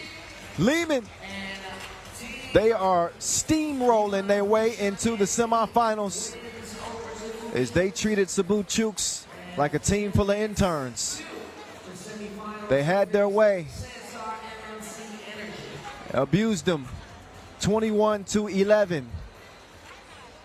Mihailo Vasic standing in a familiar place. It's called the winner's circle. He's over with Tristan Lavalette courtside right now after another Liman dub. Tristan.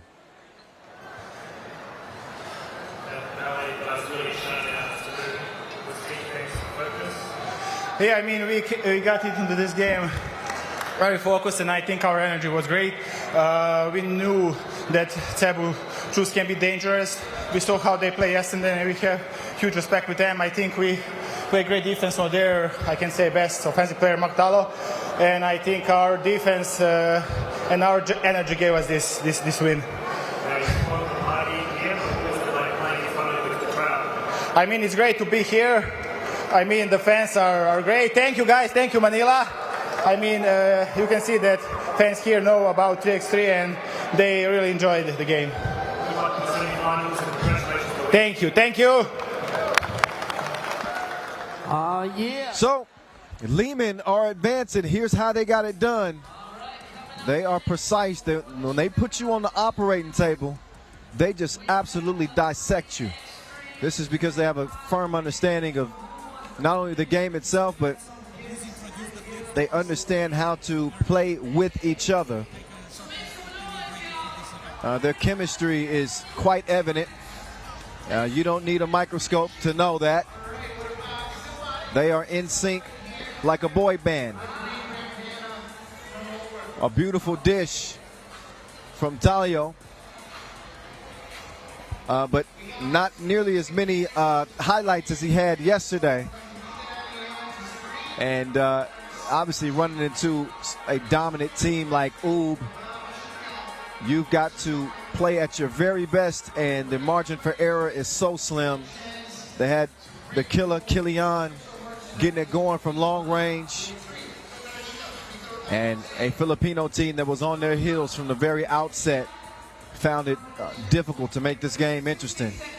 This was a 12-point game when they finally started to get a few shots to fall, but as I said before, they got little broed.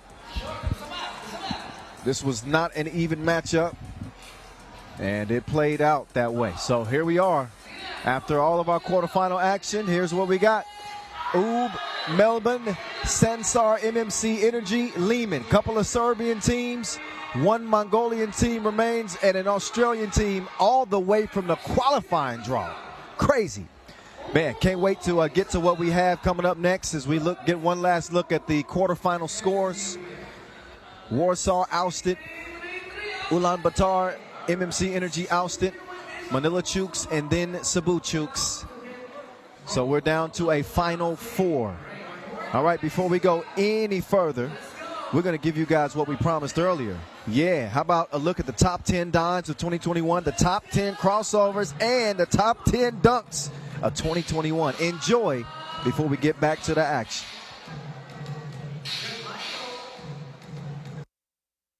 It's a miss, right, Bo? Oh, that wasn't a dish, that was a delicacy. I see you. Aiden Kapka. Decided. Gives it up to get it back. He's on the move. Oh my goodness. Oh, he got option. He could pass that like Stockton. He hit that one from the parking lot. Off the glass. Saved behind the back like an informant. 19-8. He's been above par for this USA team. Oh my goodness. That was filthy.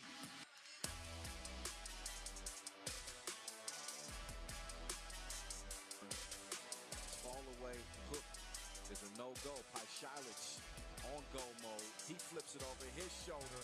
Sharon is caring. And they connecting like a Zoom meeting.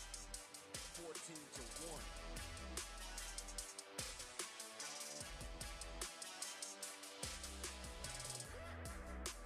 Oh, you fancy, huh? No-look feed from Soka sets up Mello. 16-9. Fabricio with the rebound. His contact, she ain't scared. Oh, the magician. Voila. Alakazam. The only thing she hadn't done is disappear. I think she can do that too.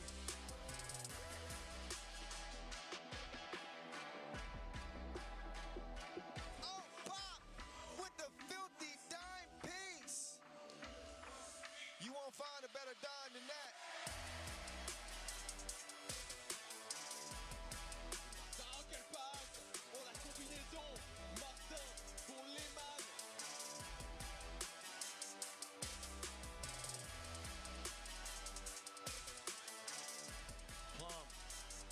Left lonesome. She reroutes, changes direction, goes behind the back like a surprise, and sets Katie Lou up for two.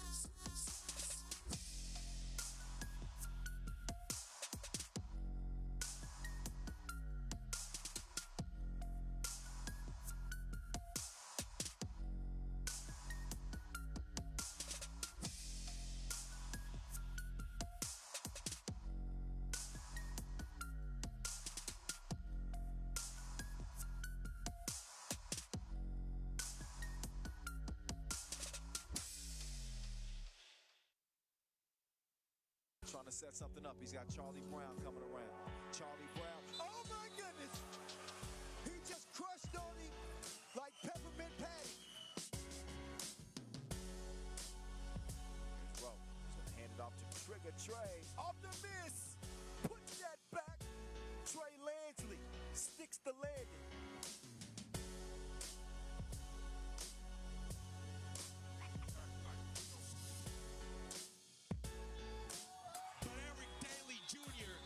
That's the way to wrap it up. It's in the books. Team USA, they go to a semi.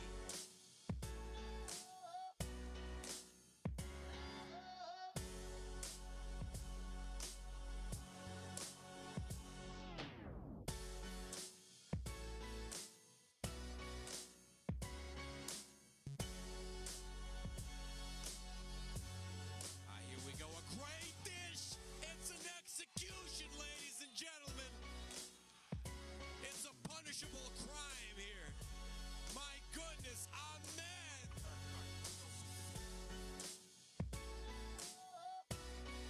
So they're going all in. Oh, nice dive. Oh, see? Told ya.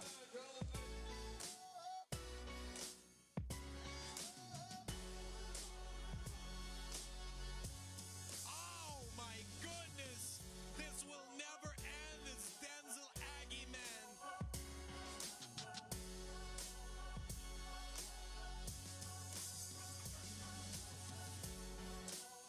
Must-see TV. We got a body bag. Clean up on aisle 1.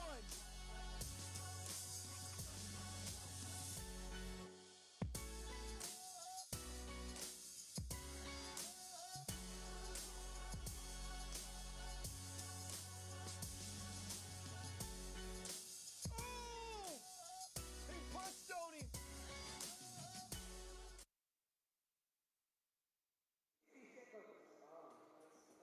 All right, I hope y'all enjoyed those top 10 dimes and dunks.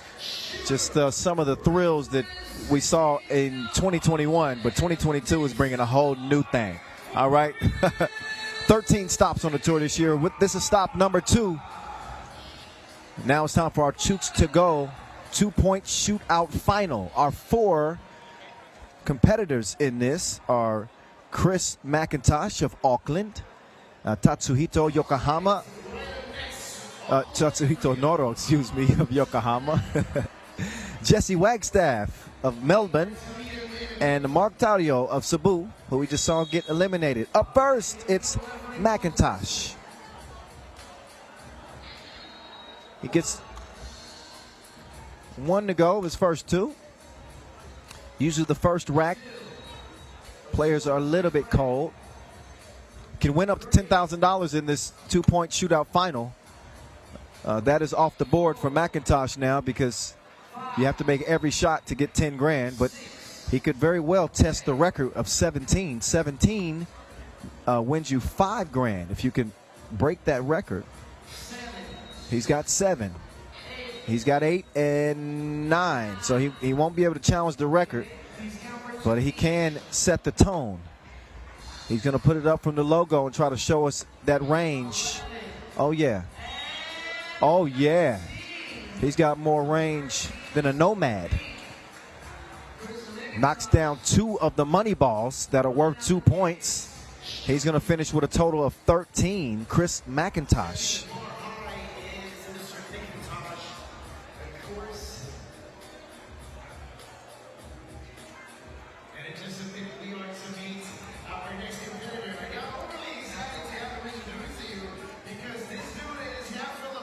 All right.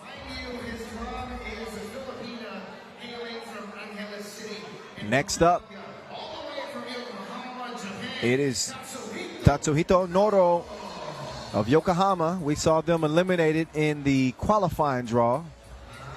I actually bumped into him yesterday evening. Shout out to Tatsuhito.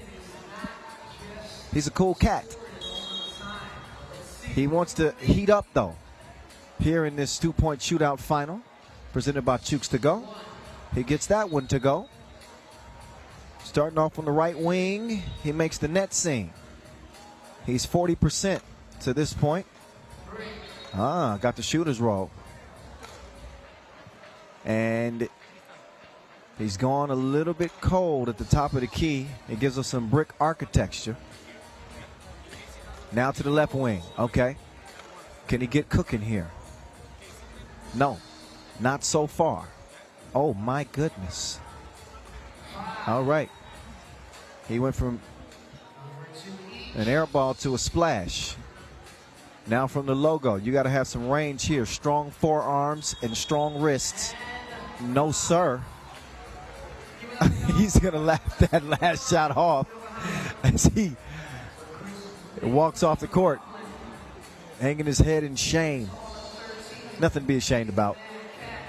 5 points, but hey, sometimes it's not your day. It is not his. 2 more shooters to go.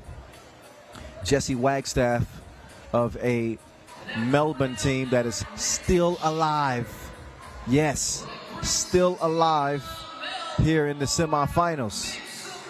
So he's going to get some extra warm-up time for his shooting before we get into the semifinals. After the semifinals, we'll have our dunk competition, by the way, our other individual competition. Wagstaff. Cash. Money. Brick. Top of the key. Kind of got a funny looking release. Kind of floats to the side as he shoots, but he's got 4. All to the left wing. He should be nice and warm by now. You just got to get the trajectory right. He seems to have found the formula. He is starting to heat up. Oh, yeah, he brought out the Barbie for a second. And he's got 1 more shot, and he knocks it down. That's 10. But the pole sitter is McIntosh with 13 with just 1 more shooter to go. And it is going to be Filipino number 1, Mark Talio.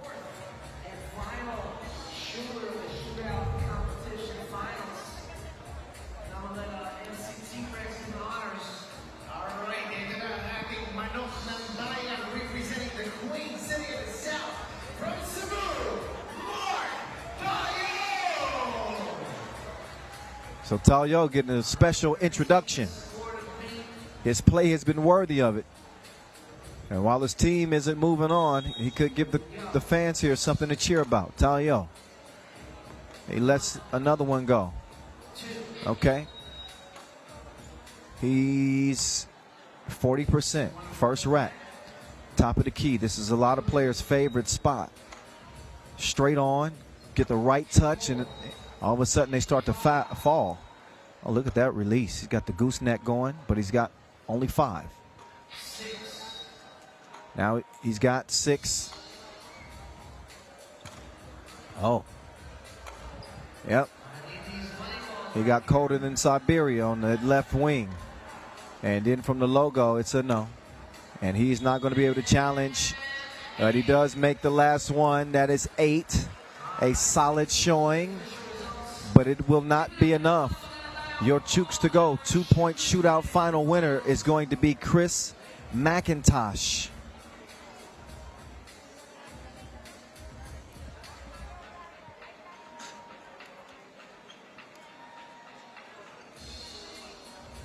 He was connecting like 5G.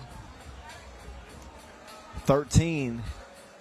An impressive output. All the way from Auckland. He represents. And he is your victor. A $500 winner of this Chooks to go 2-point shootout final. Not too shabby.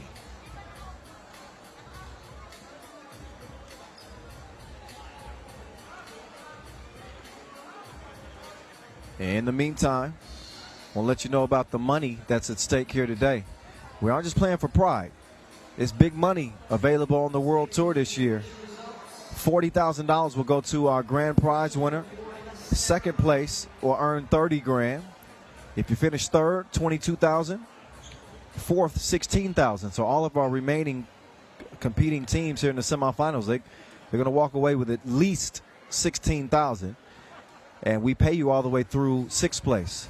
So fifth will earn you $10,000. Sixth place gets you $4,000. How's that? $4,000 is at stake for the winner of the dunk contest. And again, a nice $500 bag for the winner of this Chooks to Go 2-point shootout final.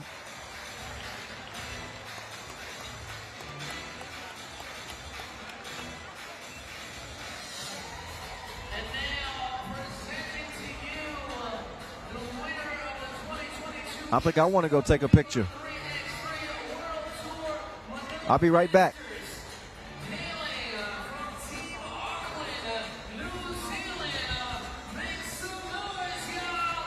Here he is, your winner of the 2022 Chooks to Go 2-point shootout final, all the way from Auckland, Chris McIntosh.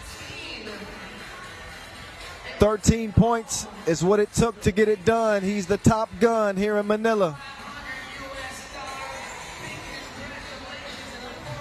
He was shooting his shot, and he lands himself a $500 check.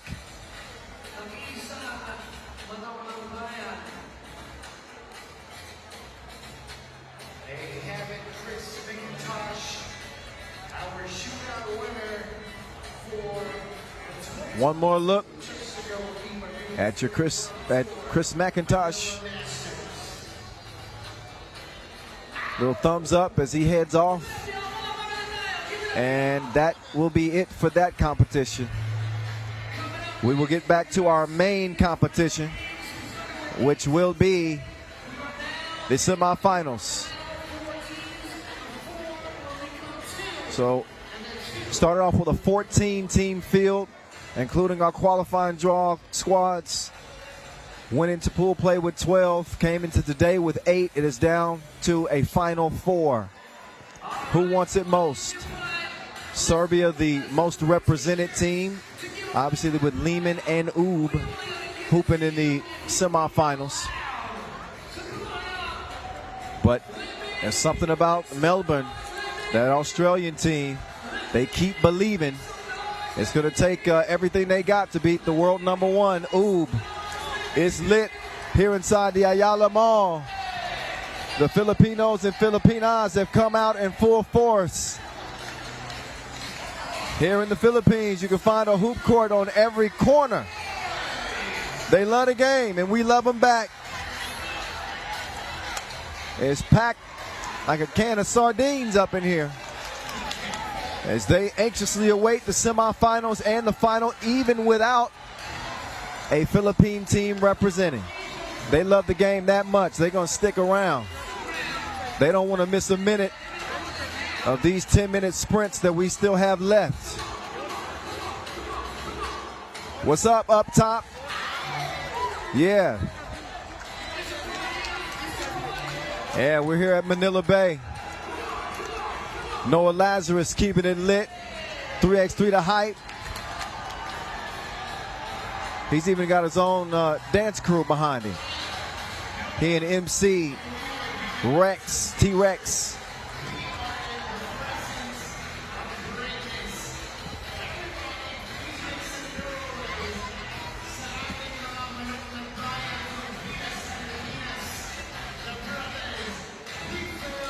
Few faces that competed, the Mongolian teams. Obviously, we're going to know who they're cheering for. Sansar MMC Energy, who have, again, earned their spot in the semifinals. So they will go up against Liman.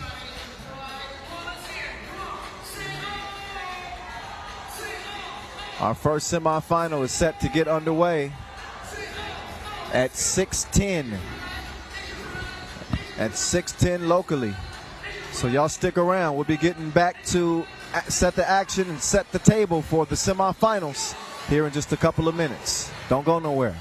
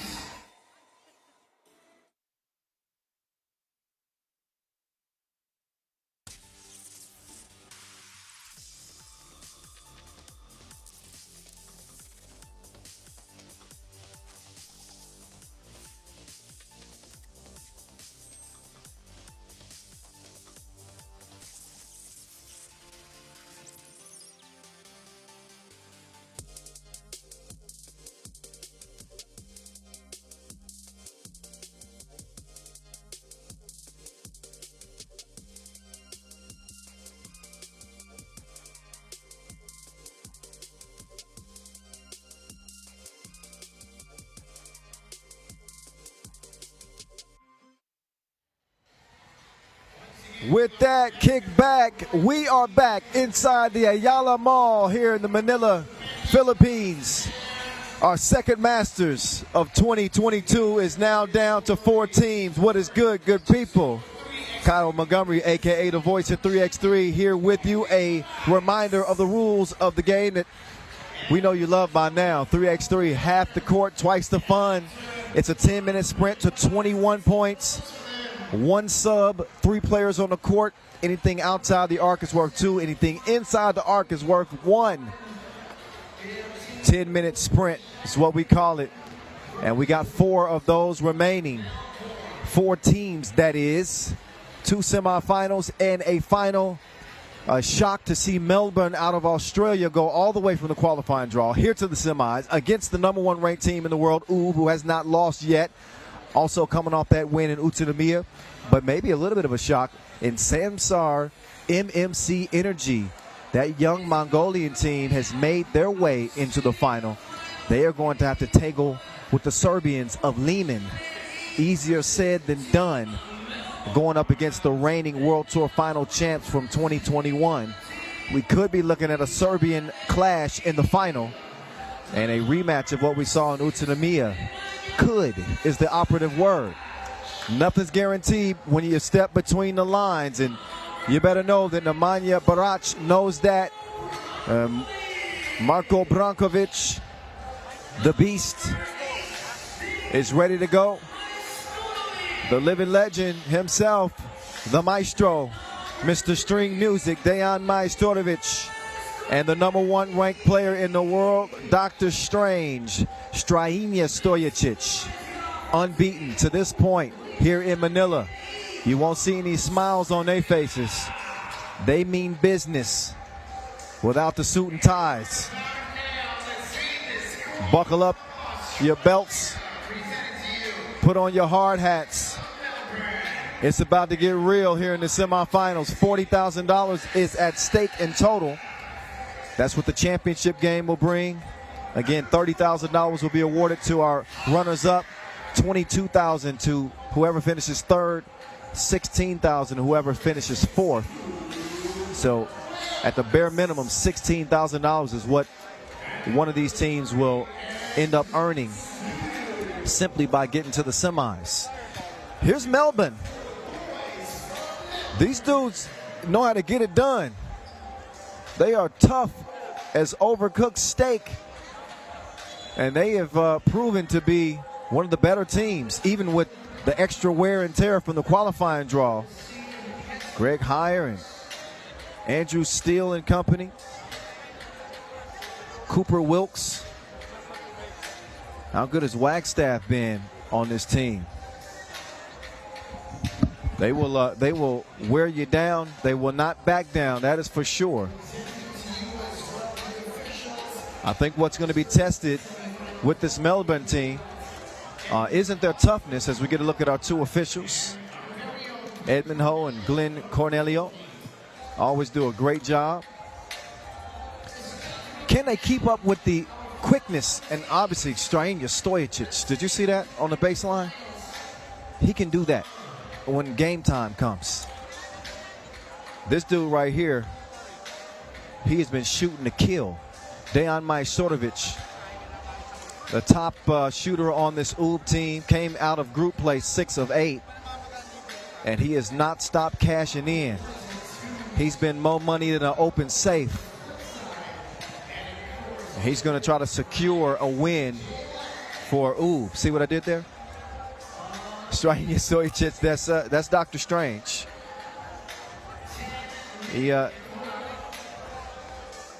He's usually going to finish #1 in highlights.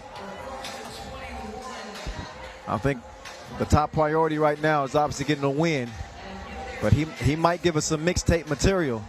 And let me tell you, this ain't no mini Cooper.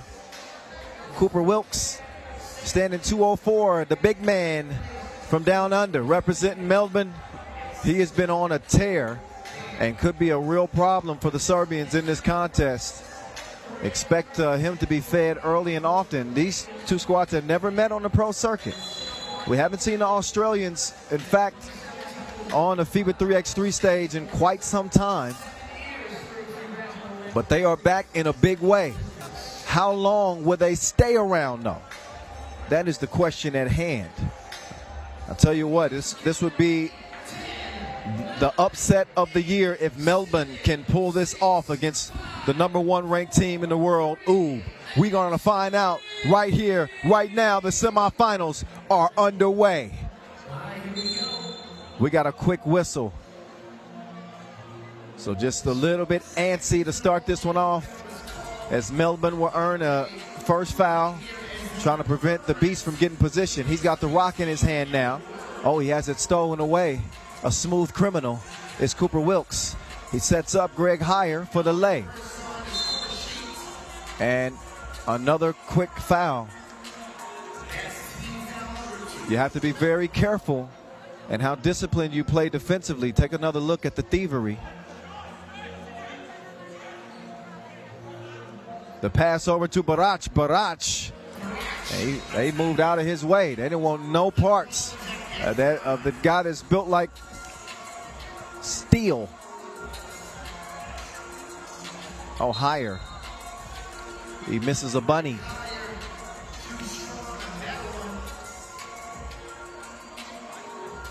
Take another look at the ball distribution. And Barach with a full head of steam straight to the rack. Dr. Strange sets up himself for a shot, but he back rimmed it. It comes back, and Dr. Strange gets up to get down. A wild shot. Heyer is then hacked. But take another look at Strainia Stojicic. Off the miss, he stays active, and then he gets on his pogos. #1 in dunks a season ago. And he's got one under his belt already here in the semifinals. Heyer finds the bottom of the nets. Melbourne keeping stride here in the first minute. 2-2. The Serbians will try to pick you apart with the pass. And that's easy money for the Beast. Brankovic pokes it away. That'll leave 9 seconds on the shot clock for the Aussies.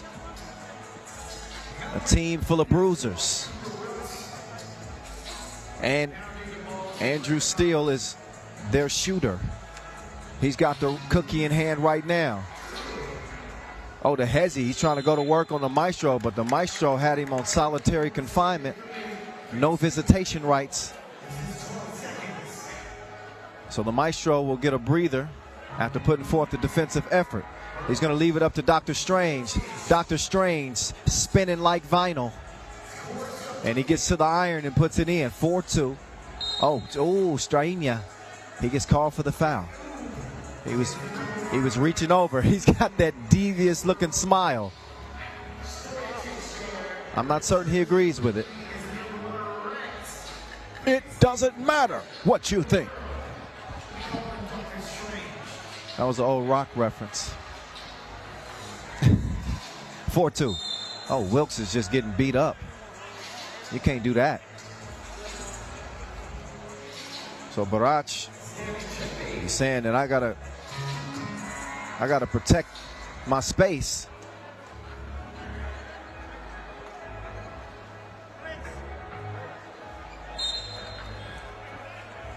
Out of bounds it goes.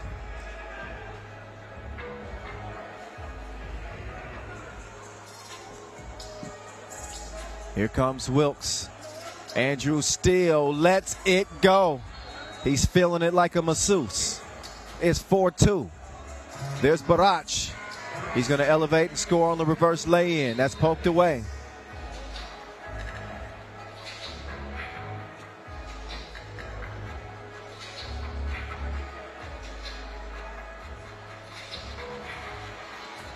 This Melbourne team is true blue. They stick to what they know, and they hope that it leads them to a win. Andrew Steele stepped back. No, missed it. Double foul. Both Higher and the Maestro get tied up.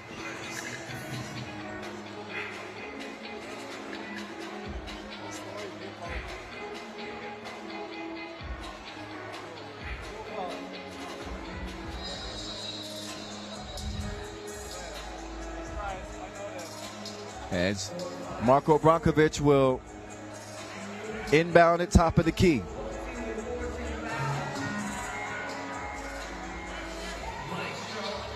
Oh, they leave the beast open. He get a big two from that same spot in the quarterfinals that ended up sealing a win for Ub. And that one does not find its target.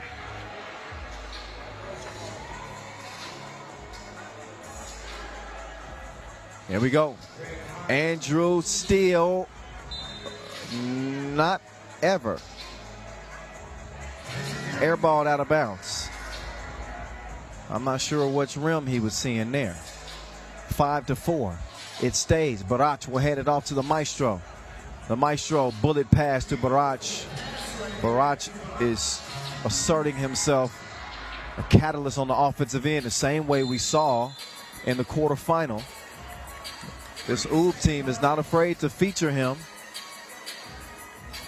And so far, I think that he's the new addition of the year.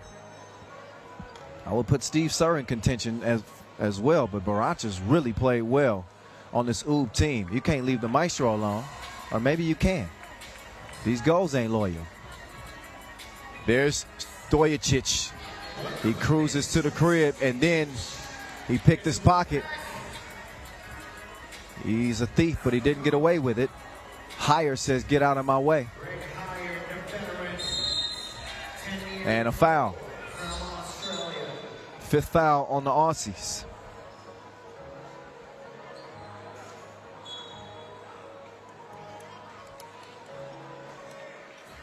So as we are under 7 minutes, we get our first TV timeout.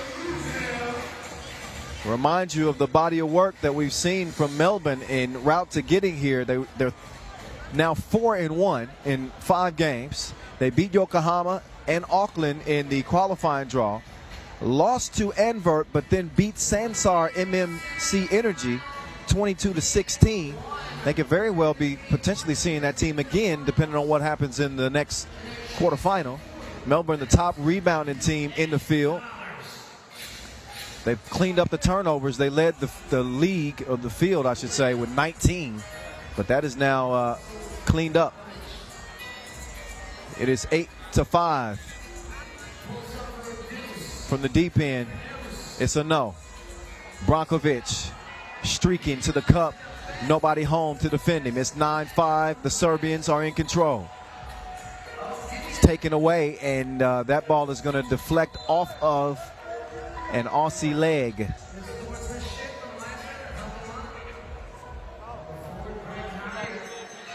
So you got Cooper Wilkes and Andrew Steele, both who play in the CLB 3x3 competitions out there in Australia. Let's see what they can do offensively as they now trail it by 11. So far, it ain't looking good. The Aussies are like, crikey, we got to get it together.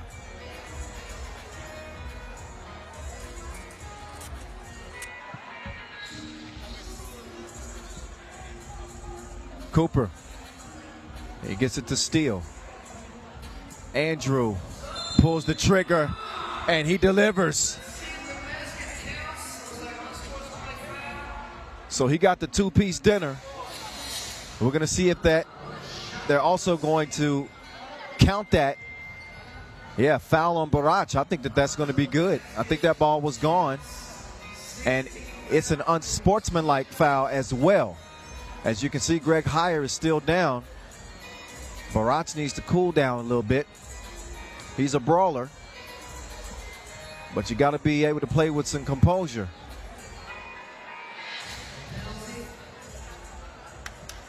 So maybe an opportunity, a window here for the Aussies to get back in this game, down by 6. They got the 2. It should count. Make that down by 4 because that two-piece does count. That's a warrior right there.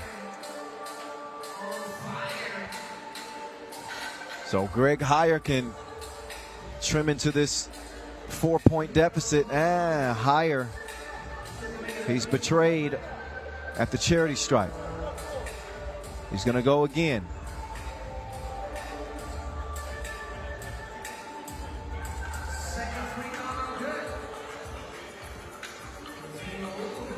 Dr. Strange taking his time. The scoop is a miss. Barach can't keep it alive. They'll kick it out. Steele, he's got his eyes on the deuce. No. Stojacic.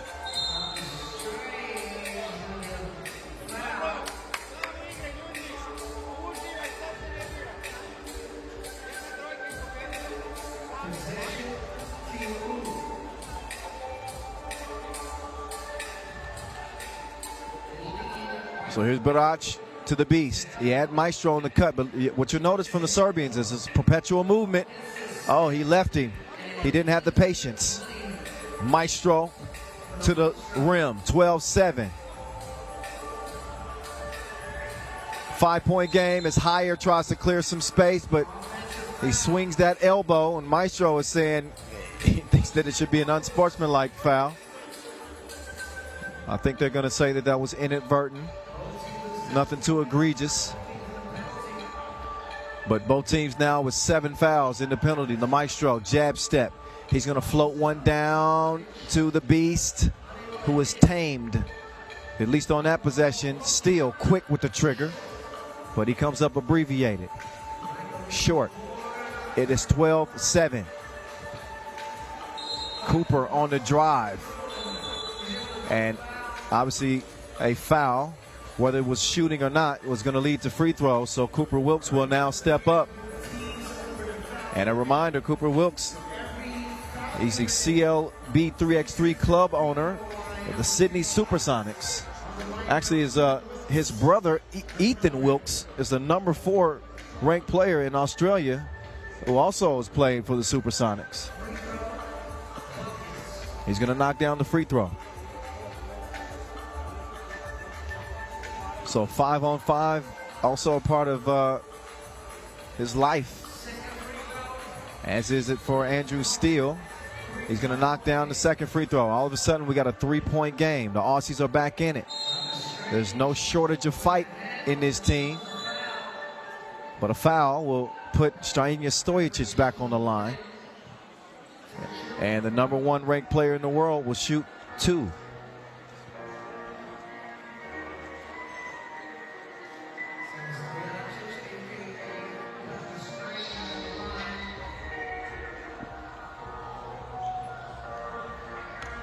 Dr. Strange, he gets that one to trickle in. He's rocking the 70s mustache. Let's see how good the shot looks. Count that. 5-point lead. Look at Barach. He's just a nuisance on defense. Higher, trying to get faded. Stojacic is tripped up. He's not happy about it. He was a little bit banged up coming into this tournament. But the Serbians arrived here in Manila nearly 2 weeks early just to get settled heading into this tournament. And this place has looked like home for Ub. Stojacic back up to the stripe. He puts another drop in the bucket.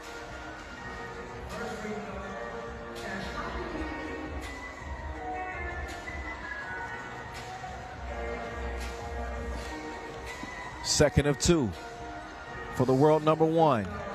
You bet. It's a 7-point advantage for Ub as they're starting to run away with this thing. Look at the defense from Barach.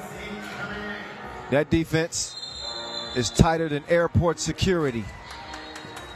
They forced a 3-second violation. You cannot have your back to the basket for more than 3 seconds once you put the ball on the ground. A new rule this year in 3x3. Some of the bigs are getting caught with it. The maestro trying to catch it from long range. String music. He's in his playlist now. 17-9. Dr. Strange to Maestro. That one is broke. Steal just in front of the logo. Oh, has it roll out. Higher though, snatches the rebound. Greg, oh, that was an ugly shot. Now, Stojacic, they double dared him, but he couldn't connect the dots.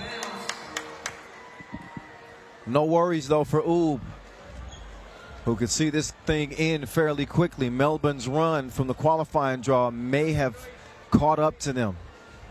A lot of hard play games. Oh, Barach from long range? Okay, not that time. Steal, jab step.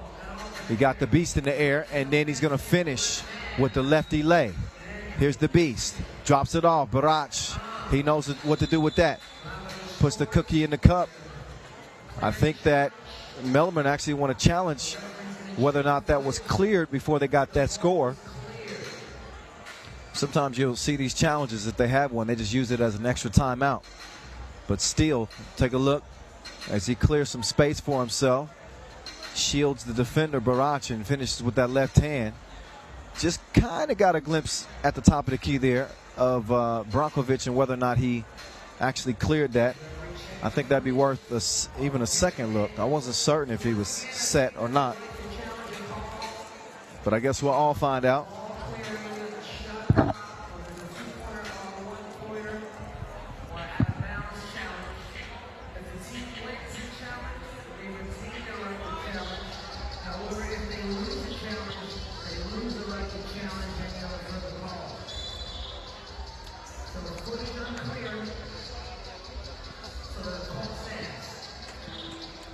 Call is going to stand.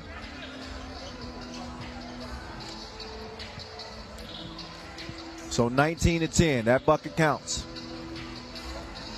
Higher has his pass taken away. Brankovic couldn't put it down, so Dr. Strange, he also misses. Barach changes direction and shows the velvety touch. Game point for Ub.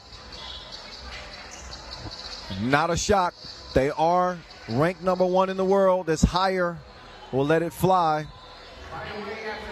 The same Ub team that found themselves in the winner's circle in Utsunomiya just 2 weeks ago to start off this 2022 campaign. Won $50,000 in that Utsunomiya opener. They're going to have a chance for 40 grand out here, as the Aussies are not going to be able to win this contest. This is just a matter of time. Delaying the inevitable. Can the Beast put it away? No. We'll have to wait a little bit longer.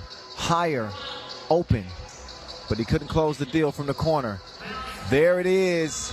That is all. Thanks for playing. Australia get to the semis, but it is Ub who are going to the final, as they are all business like the front of the plane. There's your final score. Barach was on a scoring tangent. Most of his buckets coming pretty easily. Set up off the pass from his teammates. Good to see you, bro. And it's a 21-10 final as we get it courtside. Dr. Strange with Tristan Lavalette.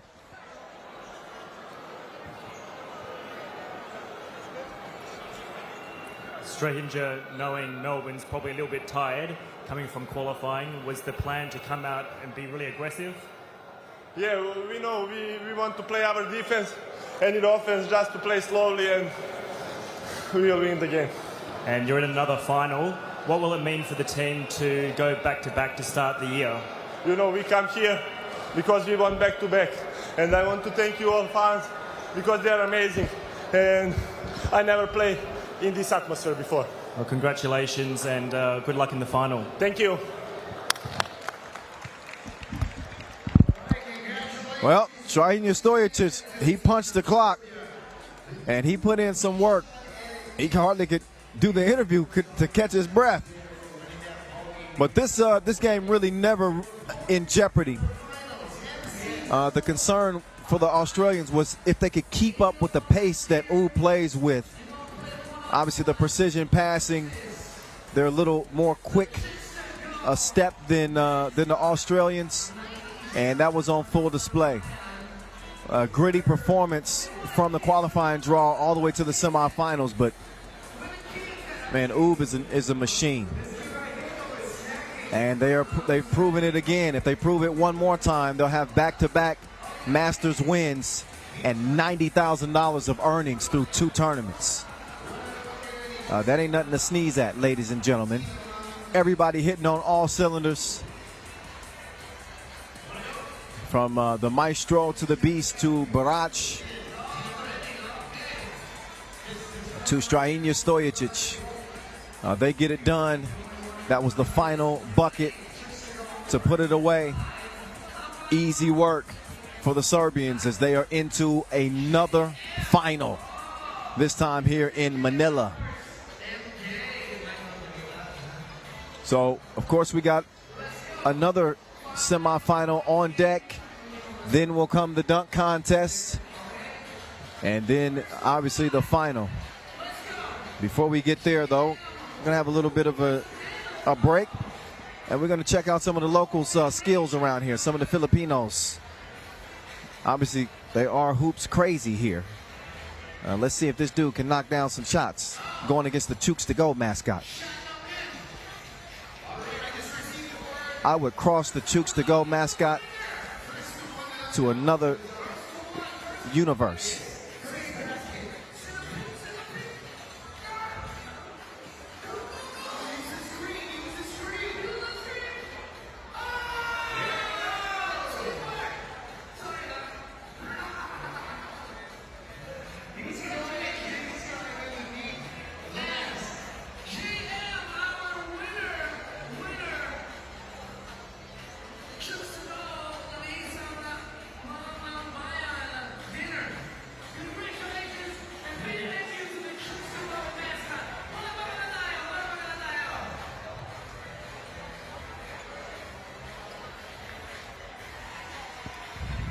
All right, it's time for the fun and games to be over with.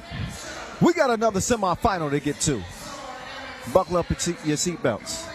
It's going to be a wild ride to the final. So we do have one Mongolian team that's still standing. How about Sansar MMC Energy? Been an impressive team to watch so far here, as they came out of group play 1-1, but they handled business in their quarterfinal contest. Saw that game earlier against Manila Chooks as they beat the Filipinos to land a spot here. Can they get to the highest level? That's where you meet the boss. They come out with number 1, Batzulbu Borgil, number 5, Gansuk Alverzed, number 4, Inkbatar Anolbatar, and their star, 25-year-old wearing number 3, Anand Aryanbold, one of the top scorers, top performers overall here in Manila. The stage is set for him to potentially shine. If Sansar MMC Energy is going to pull off a huge upset over Liman, he's going to have to play the best 3x3 that he's played in his life. I tell you what, Naboisa Kilian is playing some of the best 3x3 of his life. He has really been an X factor for Liman.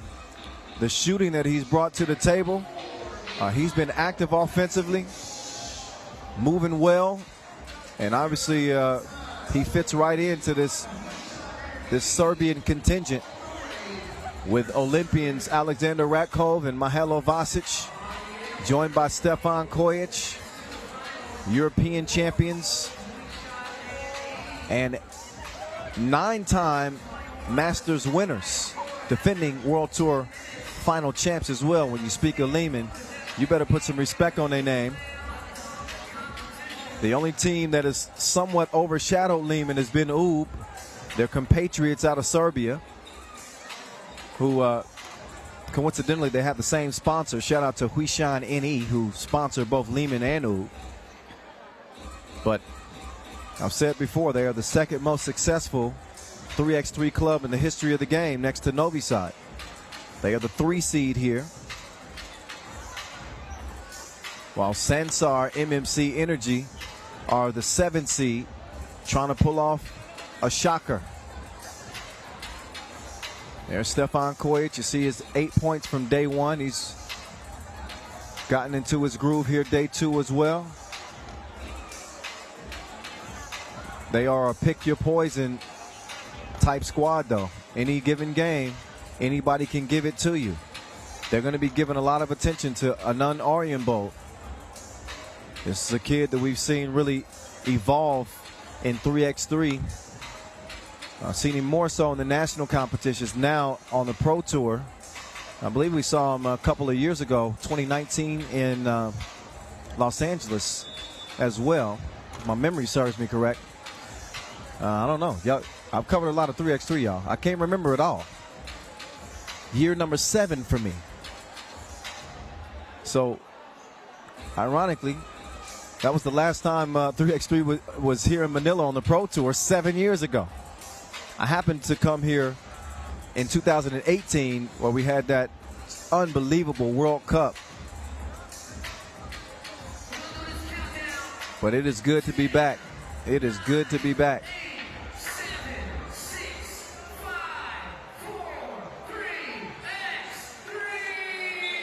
All right, it is on again. This is the last semifinal. UB waiting in the winner's circle. Oh, talking about threading the needle. He put that through a pinhole. Kilian with the setup as Liman draws first blood. They're going to try to take advantage of Kilian down low. They see that as a mismatch. But Kilian, he can hold his own. But expect Gansuk Alverzed, when he gets that matchup, to really go at him. Kojic, he's on the move. He drops off the package for Ratkov to deliver. It's 2-0. We just saw a Serbian blowout. Oh, my goodness. Ratkov got rocked. Oh, 2-piece and the biscuit. Oh, my Lord.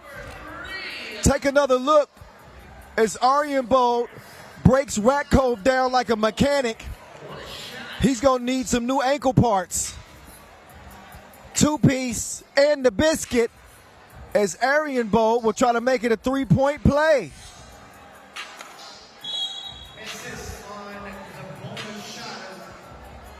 So, wait, on the bonus shot, there was some extracurricular activities. As a foul was whistled on the Mongolians. Kojic. That looked like a layup line. It was so easy. Hardly contested. Oh, tough shot. It comes out. Now the manimal. Oh, he's half man, half animal. Beastly as he attacks the rack. Aryan Bolt, he should come with a warning label. He is dangerous. He misses it long that time, though. Koich being pursued. That pass is on target, but Vasquez got caught camping. Shows a little frustration as he checks out of the game. Mihailo Vasic, MVP of the World Tour Final last year, by the way. Put some respect on it. That one rattles off the iron out of bounds. 4-2 game.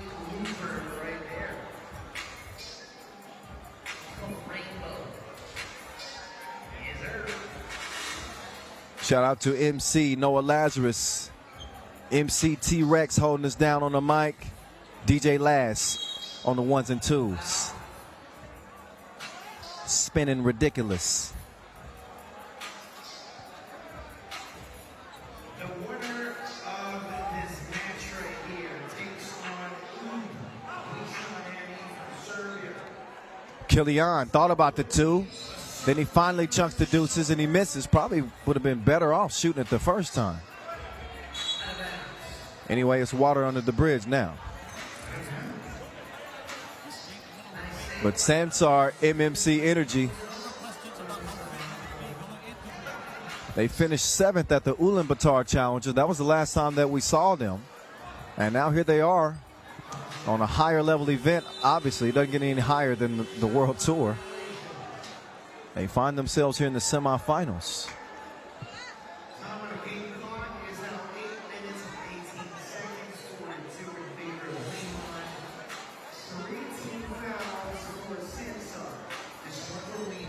This is the same Sansar team that beat number 4 seed Antwerp. Oh, excuse me. Koich steps through and finishes with the lay. It's a 5-2 game. Oh, that's a tough offensive play right there. Ulaanbaatar gets the job done. Still down by 2 as Koich steps back, but he fires a blank. Nowhere to go. 5 to shoot. The runner and a foul in the process. So Ulaanbaatar, he is not backing down from the manimal.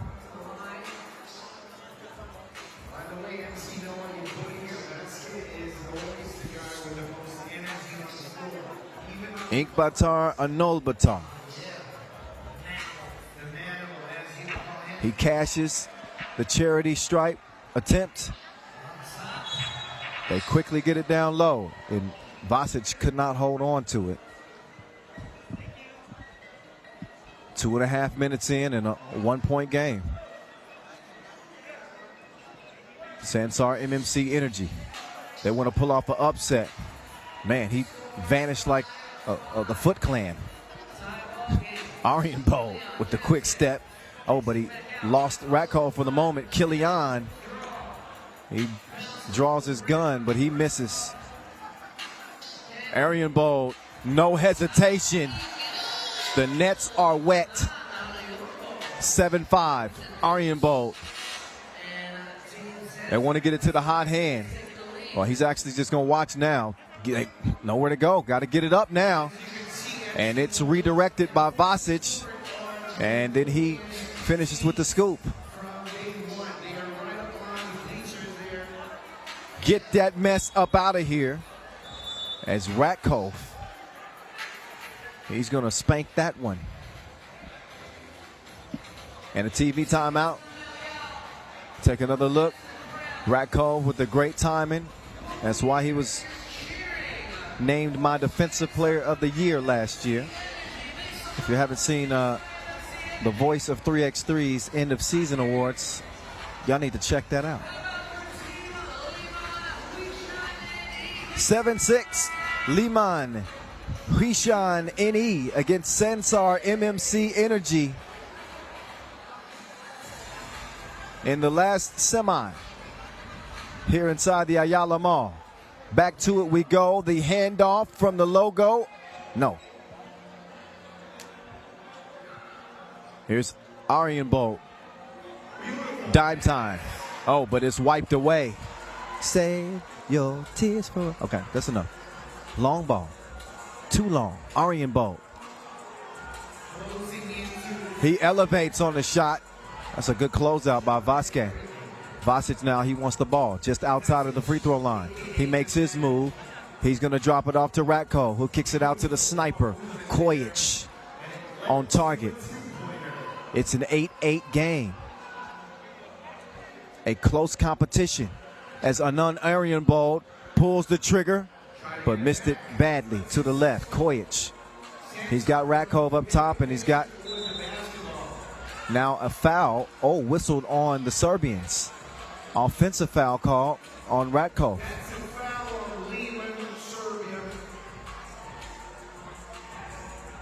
So they'll look at the setup to the Koi swish.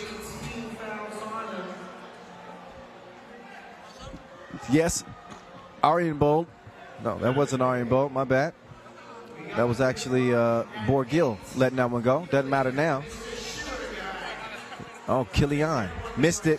Oh, you fancy, huh? Behind the back pass from Ratko.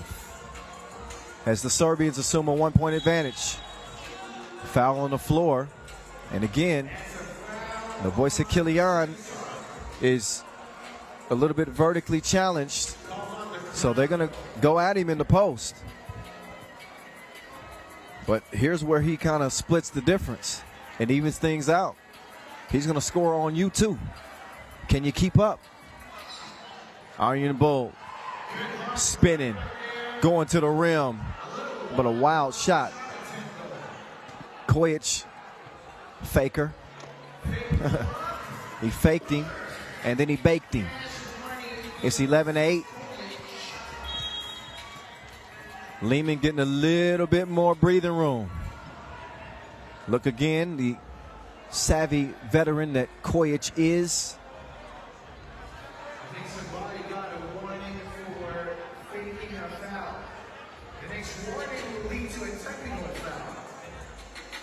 So here we go, back to it. Ball is handed off. Two-piece combo. Man, Sansar, MMC Energy, they ain't going nowhere. They're like a guest that overstays their welcome.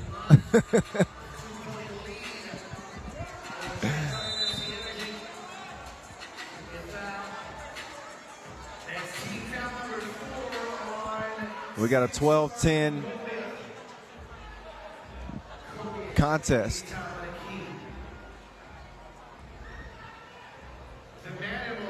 It's a one-possession game. SK all day.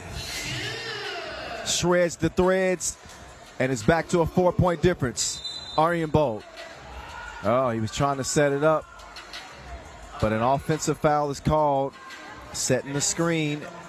Ulaanbaatar. Here's another look at Kojic. I told you, he's a hired gun, an assassin from long range that was deeper than the song Daddy Issues. 16-10, up fake. He's got Ratko lost in the abyss. But a technical is called on Sansar MMC Energy, and that's because Gansuk Averzed was defending in the semicircle after the made bucket. They had gotten a previous warning, so they are assessed a technical. And trailing by 5, that's obviously not going to help their cause in trying to stay in this game against the Serbians. Right now, it's looking like it's going to be an all-Serbian clash in the final, as Liman move within one more score of putting the Mongolians away.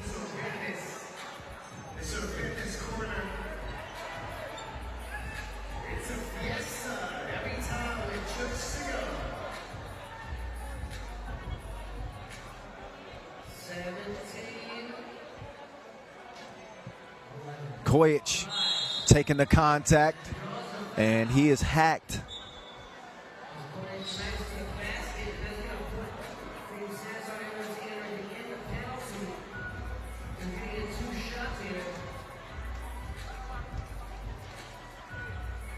Kojic among the top 10 scorers last season. Had the second best average per game at 6.1 points per game. You cannot take his greatness for granted on this Liman team. Just in 3x3 in general. Once he overcame a couple of injuries, when he's healthy, you're going to get a healthy dose of Stefan Kojic. He's got Liman within a possession of winning this thing. So expect this Sansar team to shoot it pretty freely. They are not going to be trigger shot, that's for sure. 8-point lead for the Serbs.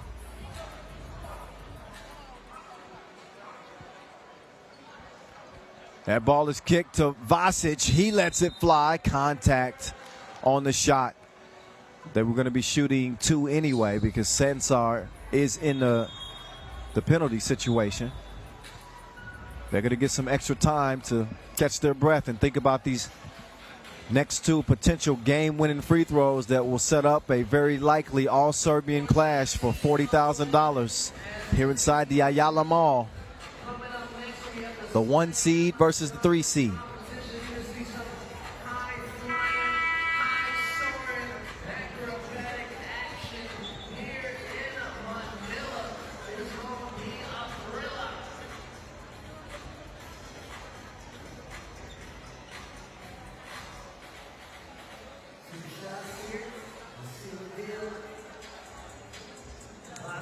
First of 2 for Vasic is good.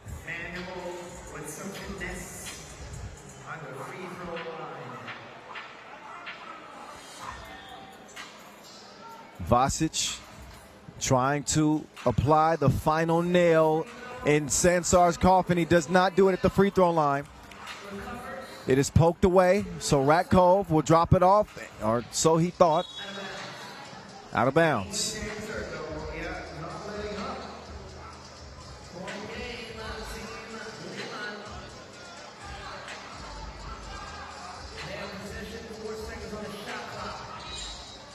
Kojic, oh, he wanted to do the honors. He missed it. Ratkov with the thievery, but throws it away.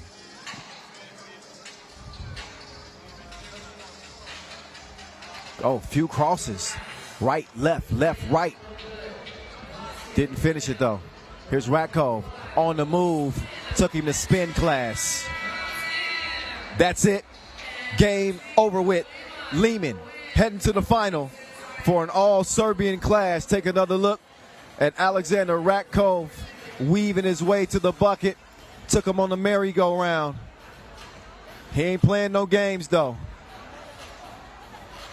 The final scoop to send the Serbians to the final. It'll be Ub and Liman. Where have we seen that before? Let's hear from Alexander Ratkov, who's with Tristan Lavalette now after the win. Alexander, Sansar started really well, but after that you guys shot really well to kind of take the game out of their reach. Was that really satisfying how well you guys shot? Yeah, I'm really happy how we played. As you mentioned, they scored some shots on the beginning, but we knew that if we keep playing our game, tough defense, that we will win this game. And now in the final, you play Ub. You had a classic game in Ulaanbaatar. Obviously, unfortunately, you lost in a thriller. But what lessons have you learned from that game? I'm very happy that there are 2 Serbian teams in a final. Wish them luck and let the best team win. Well, congratulations on this win and good luck in the final. Thank you.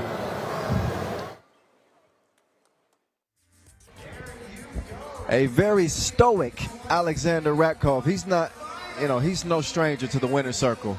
Unfortunately, he was featured on the wrong end of this highlight. He got rocked by Arianbo, but it didn't shake the confidence of the Serbians, who gave up a few highlights for a win instead. This was a tight game, though, all the way up until about the 9-point mark. I think we were all even at 9 apiece. But that's where the Serbians really tightened their game up. They started to pass the ball a little bit more crisply. Started defending with a little bit more aggression. This would give them a 9-8 advantage. But really, it was anybody's game up to that point. This two-piece is going to give them a 3-point advantage, and this is where you start to see the momentum begin to shift. Although Sansar, MMC Energy, did their best to stick around, but Vasquez moving some furniture down there. You better make sure that your china cabinet is locked tight when the big man is coming at you. Some solid interior play, but Alexander Ratkov had enough of it. He goes to the spin move. Hee-hee. Ow! And he's heading to the final as a result. All right. So the final is set, y'all. You can see the two teams in the final two spots. It is Ub, it is Liman. Both out of Serbia. They've both been here for 2 weeks practicing against the Filipino teams. Now we're going to see who takes Serbian supremacy. Last meeting, it was Ub over Liman at the elimination stage in Utsunomiya, thanks to Dejan Majstorovic and his Maurice Lacroix buzzer beater. Now we will see if Liman is able to get revenge against their compatriots with $40,000 on the line. Before we get to that, though, you know what we're going to do first. The dunk contest. Oh, yes. Cannot wait for this little appetizer before the main course. Of course, it's going to have some Filipino flavor with David Air Carlos. We call him Air David. We also have Kayuho Lee representing China, and my mate Brody Stevens out of Australia. All right, so a quick description of the way the rules are going to go. Of course, you got 3 dunkers, but you only have 2 dunkers that go to the final, right?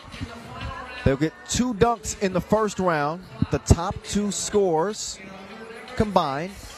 Those 2 dunkers will go on to the final where they will get 3 dunks. The first 2 will be timed and the last one will not be timed. There's going to be $4,000 awarded to the winner of this competition. Second place is going to get $1,000. That's how it goes down in the dunk competition. You do have some dunk winners. In fact, we just saw Brody Stevens compete in Utsunomiya. It was not his best performance, but he did win in Chengdu in 2019. David Carlos, known as the Philippines' best dunker. We've seen him dunking on the World Tour many times. He won the Abu Dhabi World Tour dunk contest last year. He also took he finished second in Doha in 2019, so he's been all over the tour. But he also won in Chengdu. That was back in 2017, so he's got some, he's got a list of accolades when it comes to his dunk performances in 3x3. He always gets the crowd behind him. He's one of those guys that he's hardly over 6 foot, but he gets up high. Oh. I'm looking at the warm-up dunks here. I think, I hope I'm not sleeping on Kayuho Lee.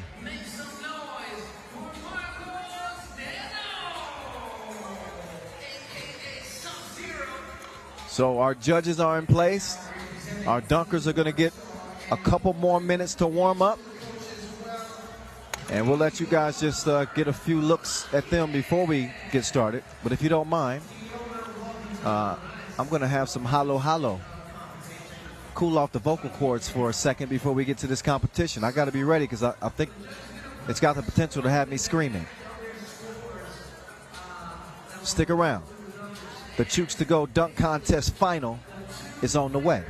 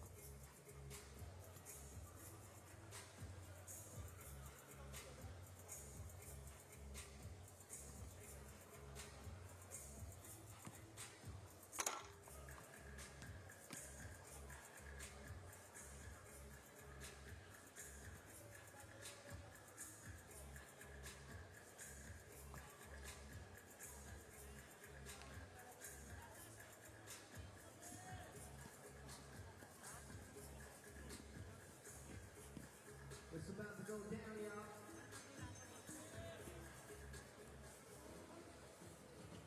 All right. Then the dunkers clear out what they did on their just do on the introduction.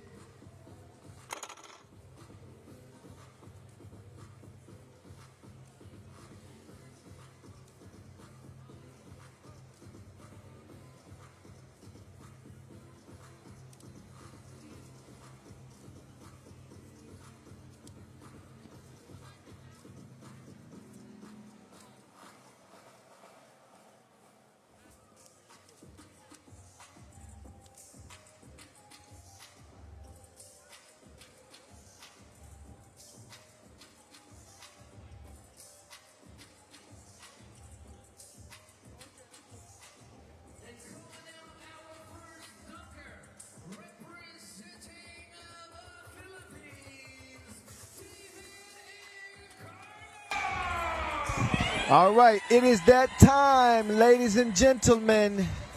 Air David has entered the building. He might take the air out of this place with some of his high-flying heroics.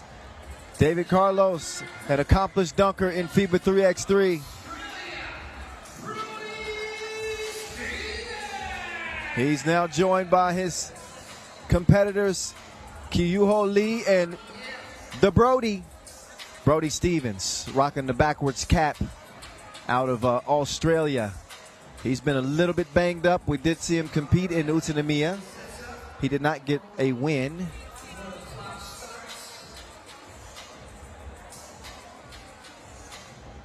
He's going to be trying to get one out here now. So again, this is the opening round. Each dunker will get 2 dunks. 3 attempts to land that dunk. If you don't get it to go down in 3 attempts, you get a red X. You don't want that, because that means you get a 0. You don't typically win if you get a 0. So Air David, he starts it off the right way. Here in his backyard, he stings him with the scorpion dunk. Take another look. He jumps over the assistant, and he says, turn around when I'm talking to you. He turned around like he left something, and then he puts it down. Sticks the landing as well. I'm not mad at that. I am not mad at that. 9s for Air David.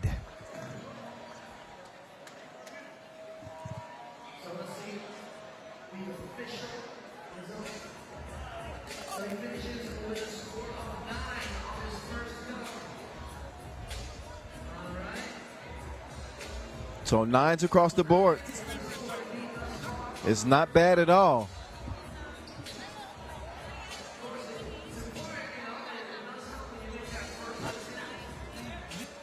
So he made it. First attempt. pretty cleanly.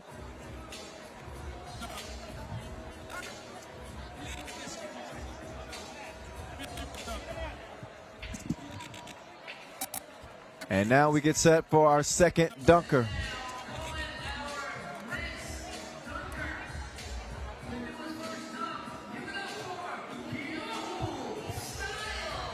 All right, it's Kyohu Style Lee.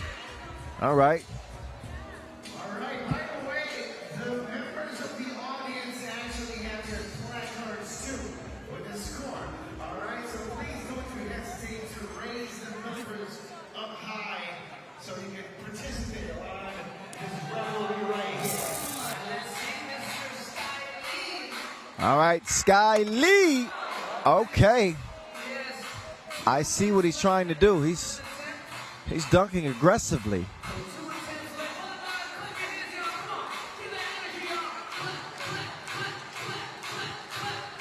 Sky Lee. Okay, he's got one attempt left. He's got to shake the nerves loose.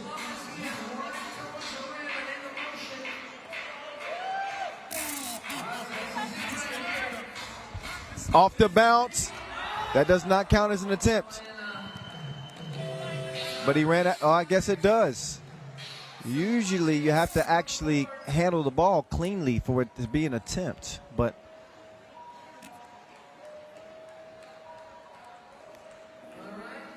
he's going to get a 0. That is not the way you want to start the competition. It's going to be very difficult for him to get to the next round because Air David and Brody Stevens can just play it safe.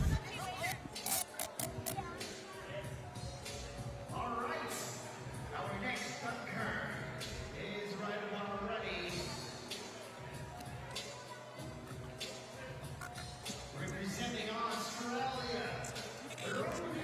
All right, so Brody Stevens, your 2019 Chengdu dunk champion. Mr. Cool. Got the cap facing the back. He's trying to get the crowd behind him.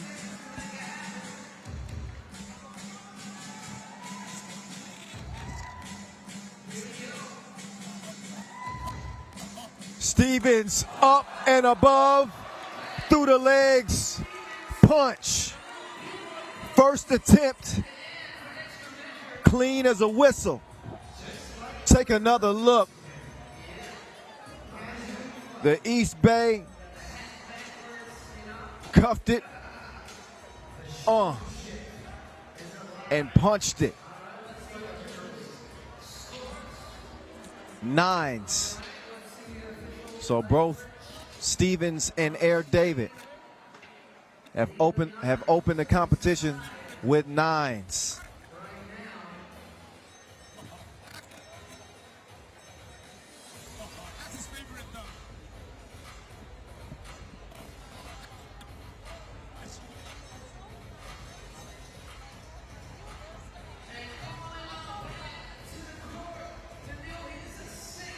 All right, time for Air David's second dunk attempt.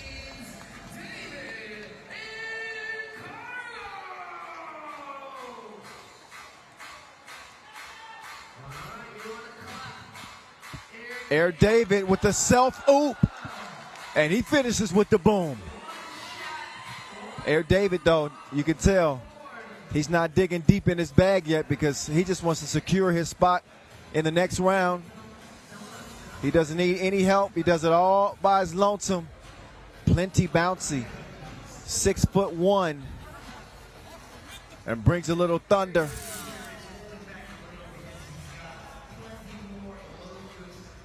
So he'll get 1-9 in the middle. Oh, a 6. There we go. Couple 6s and a 7. Got to get it right. Air David was laughing. Even he would have been surprised if he got a 9. He was like, I wasn't even trying to get a 9. Trying to employ some strategy. All right.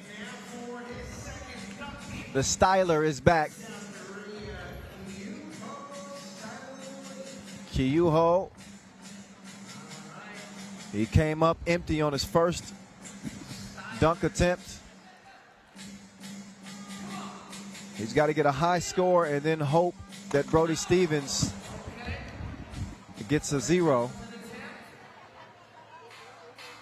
I think that's wishful thinking.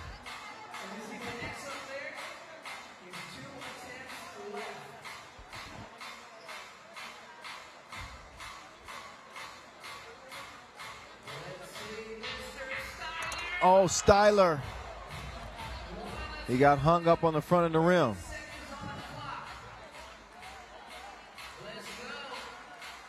He's like a struggling radio show. He needs a little bit more airtime.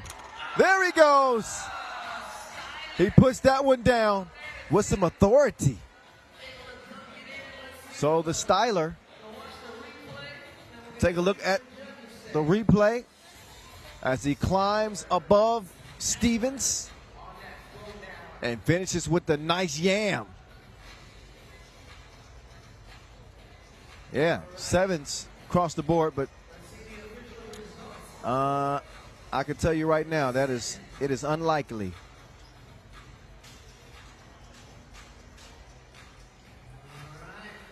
That he gets to the final. That's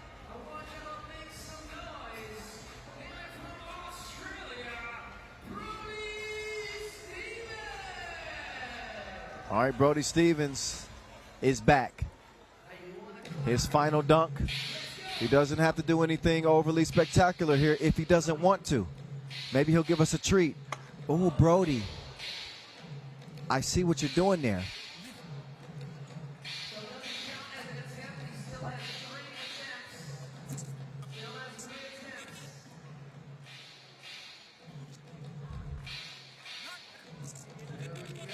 Here's Brody.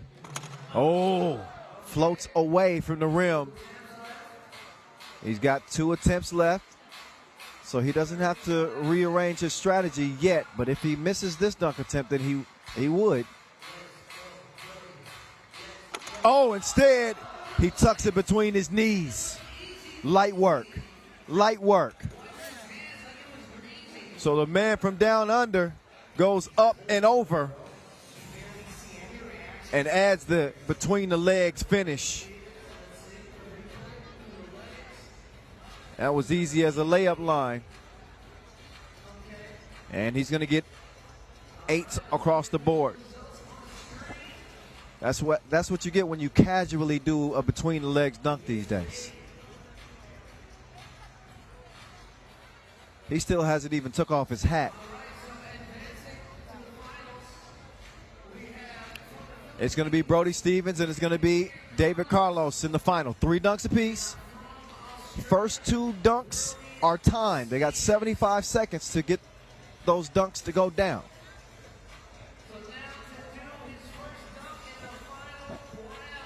All right, first dunk. This is where Air David is going to get in his bag.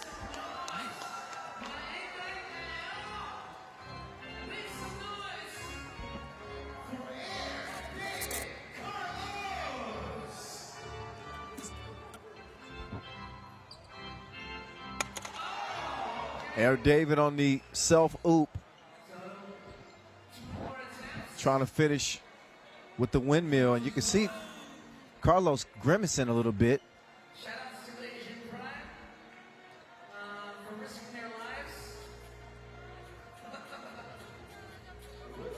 He's going to set up again and get ready for takeoff. Oh! Nearly completed it, but he's got 1 attempt left, and this is where he's going to have to really consider maybe changing the dunk.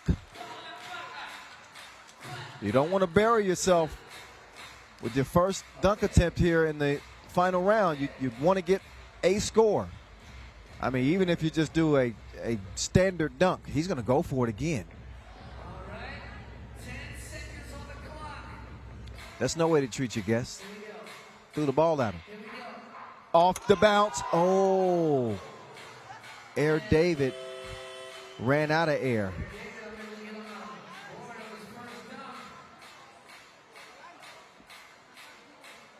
He's got to pump up his calves. And it looks like David Carlos is limping even. Certainly hope that he's okay, but he's not moving like he normally moves. This could be Brody Stevens' competition to lose. He may already have this one in hand, depending on if Air David can continue to compete. We'll keep an eye on him. Meantime, set sight on Stevens.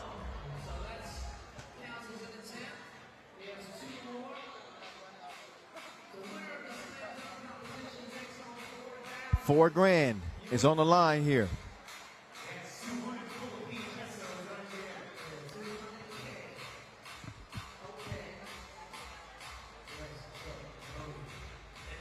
So here comes the Brody. Oh, 360 inverted. I am not mad at that. Check him out. Turn his back to the goal the opposite way. Yeah, I think that's a pretty filthy East Bay. Hello now. Brody Stevens taking it full circle on you.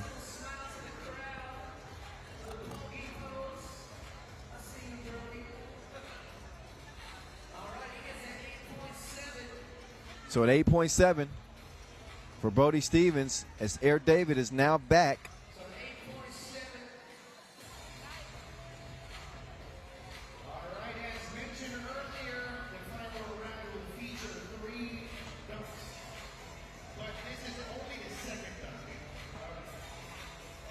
So you can see David Carlos taking his time. And he's going to ask for Stevens' assistance.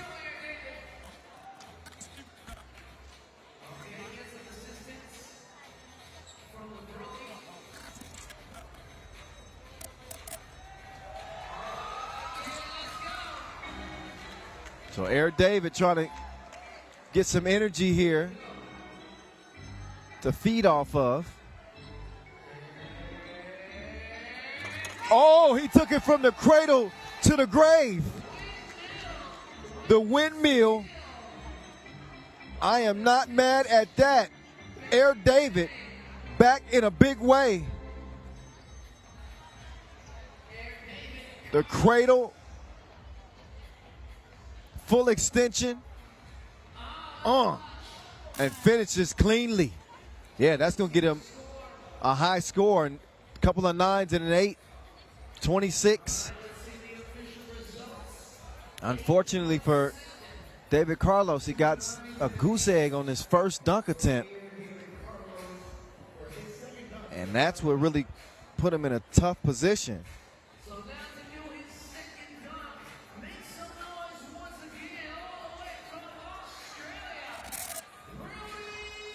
Brody Stevens is back for dunk number 2.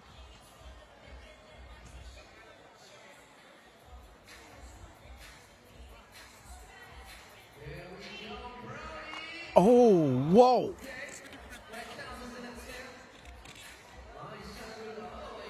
Man, Brody trying to bring some filth.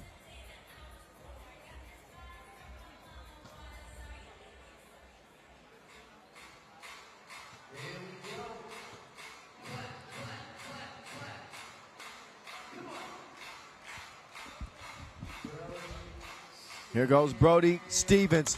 Ooh, just barely missed it. He's got one more attempt left. David Carlos keeping a close eye on this, because if he misses, which he won't, he takes it easy. He spins like a propeller and lands it. See what I did there? There he goes. Little 360, easy breezy. He's strategizing here. No need to get crazy.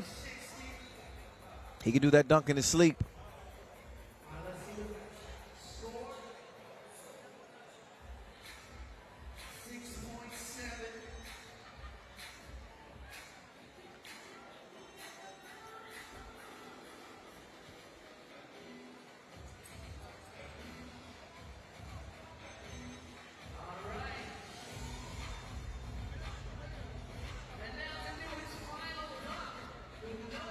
Last dunk. Untimed is Air David.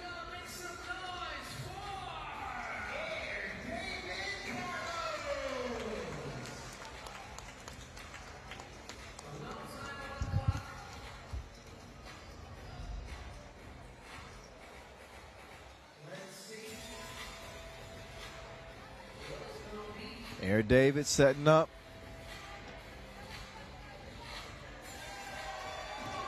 He's saying, come on, show me some love. Let's go. He's in his own backyard. All the Filipino fans watching. What is Air David going to do?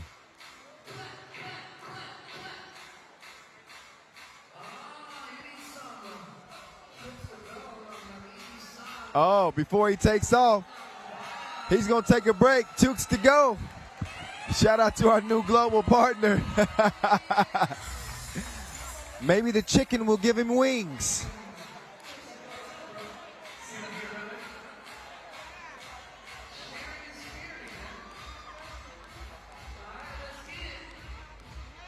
All right. Air David. Oh. He's trying to land the scorpion dunk.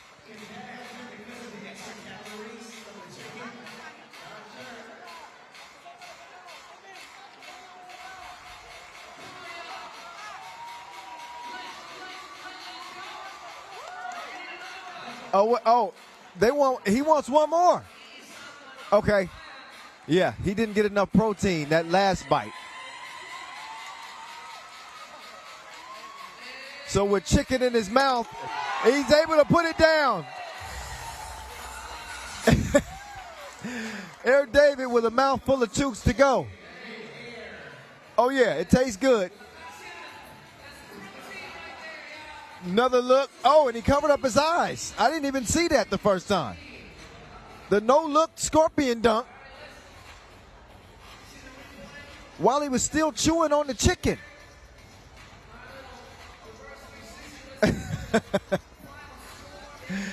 David Carlos putting on a show and showing some love with the Chooks to Go mascot. He's going to get 8s for the showmanship.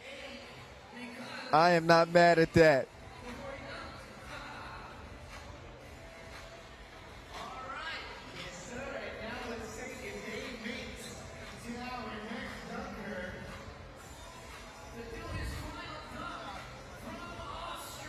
Last dunk for Brody Stevens. Let's see if he can put a cherry on top of what has been a pretty sweet performance for the Australian.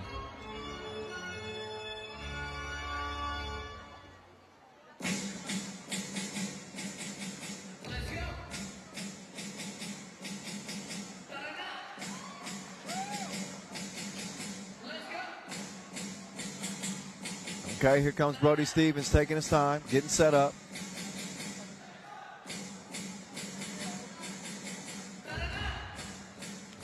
He wants to end this with an exclamation point.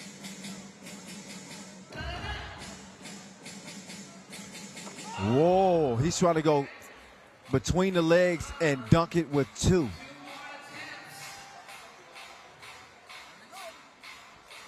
He's got a couple more attempts. I believe he's already got a win in the bag.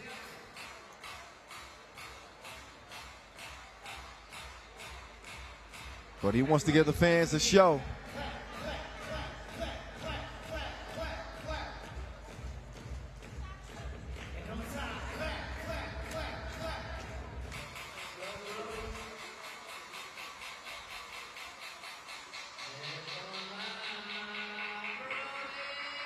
Ooh. So that does not, that doesn't count as an attempt. He didn't actually try to put the ball in the rim. So untimed, he can take his time, which is exactly what he's going to do.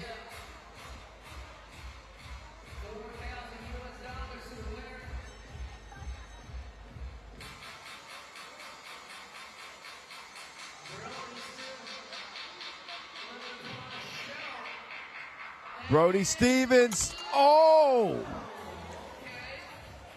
I mean, he's right there. He is right there. Now, he can go out with a bang and risk trying to do that dunk again. Again, I think he does have this in the bag. I'll have to look at the numbers, but by virtue of David Carlos getting that 0 on his first dunk here in the 3rd round,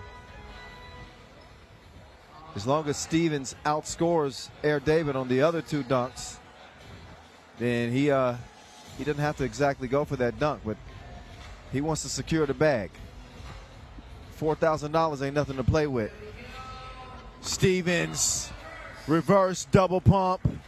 That was enough to get it done. It is a $4,000 win, and here we find the Brody Stevens. Once again, a FIBA 3x3 dunk champion. He wins our Chooks to go slam dunk final over David Carlos. His final scores, 20. Not a bad performance at all for Brody Stevens. He handled his business.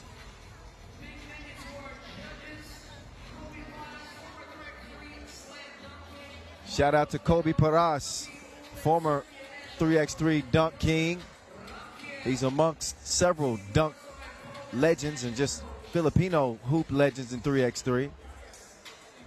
Good to see him out supporting, showing love, watching the action. I'm certain he's going to be sticking around and watching the final. But that's it for the dunk competition. Look at that. Brody Stevens. He's done it again, ladies and gentlemen. He has done it again. Of course, we'll get a look at his body of work. Fans with their own cards, judging for themselves.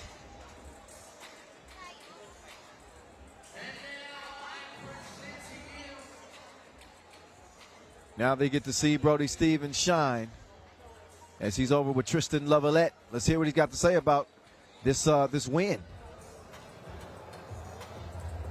Brody, 3 years ago you were the champion in Chengdu. How does it feel to be the dunk champ again on the World Tour? It's a long time overdue, I think. But since COVID, I haven't really gone to any other events until recently, so it's good to be back in the winning circle. And have you been trying to practice some new dunks in the meantime, or? Yeah, so 2 of them I tried today was the, I missed both of them unfortunately, but I did like that reverse through 60 thing, missed it, and then the one at the end there. I could have gone for the Grand Slam home run at the end, but I just figured I'd need the money more than to make a dunk like that. And you sport the party here, but what was it like dunking in front of the fans? I really like coming here. I came here in 2019, and I won the contest as a tie with David, and yeah, I just remember it was a really good time, good atmosphere. Having these layers of fans here is really something else. Well, congratulations and enjoy the win. Awesome, thank you. Cheers.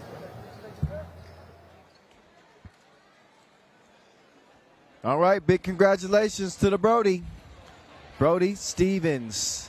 I tell you, Australia represented well here in Manila.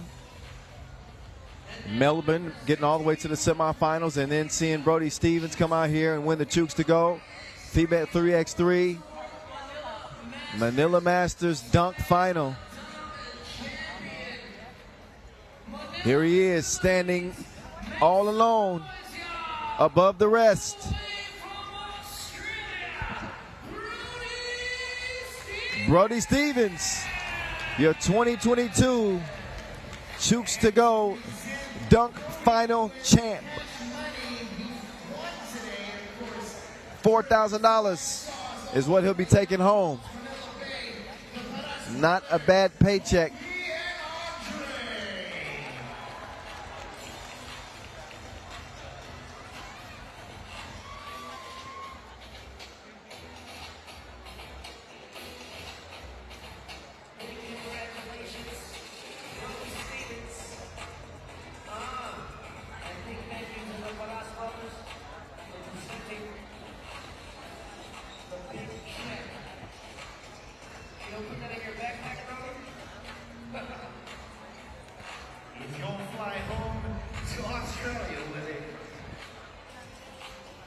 Brody Stevens among Filipino dunk legends.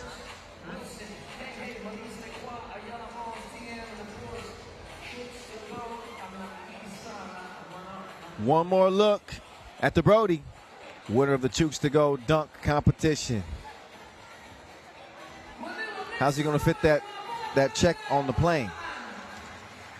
He's going to have to check that back.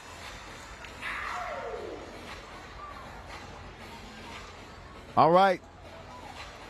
Only one more order of business, y'all. After we take a look at Brody Stevens' run to the final. He goes between the legs and finishes with the one-handed punch.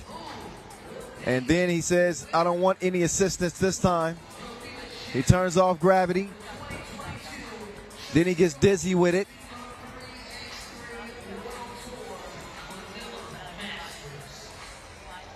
A nice performance there from Brody Stevens. Now back to the business at hand. We got a final to play. Ub and Liman, it is all Serbian all the time. Ub coming off the Ulaanbaatar opener win, $50,000. Liman, who they beat in the semifinals of that competition. They now meet again. Two Titans clashing. They're well acclimated here in Manila. As I mentioned before, they've been here for nearly 2 weeks. So they are nice and settled. They've got a chance to kind of refresh. And they're going to come into what we expect to be a hell of a battle between the two top teams in the game right now. That is Ub and Liman.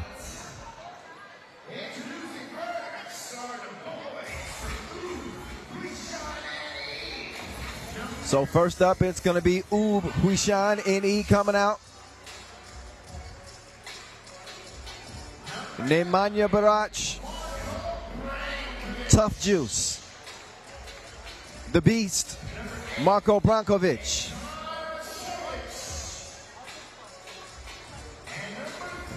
Mr. String Music, Dejan Majstorovic. And Dr. Strange. Sitting atop the player standings, the player rankings, I should say, at number 1. And here they come. Danger. Watch yourself. Can Ub duplicate what they did in Ulaanbaatar? Out come Liman, Huishan, with a couple of Olympians, champions all in their own right, winning the World Tour final last year. They saved the best for last. They want to get an earlier start this year, and they certainly don't want Ub to be getting all the shine. Alexander Ratkov, bragging rights is at stake, along with $40,000 US. Big money. A big game. Mihailo Vasic, Alexander Ratkov, Stefan Kojic, Nebojša Kilian. The killer, the sniper, the manimal.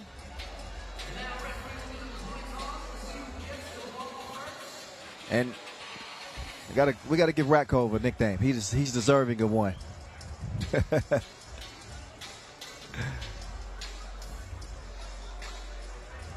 The smooth criminal.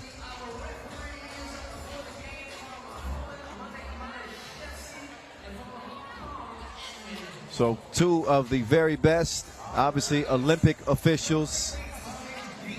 Ref Edmond and Ref Monik. You cannot find two better officials than that to be in control of the whistles for this game right here. Strahinja Stojicic, fresh off an MVP performance in Ulaanbaatar. He could be in line for another MVP trophy. Stefan Kojic might have something to say about it. Two very evenly matched teams. And when you look at the head-to-head between these two, they've met 5 times dating back to 2019, with Ub holding a 3-2 advantage.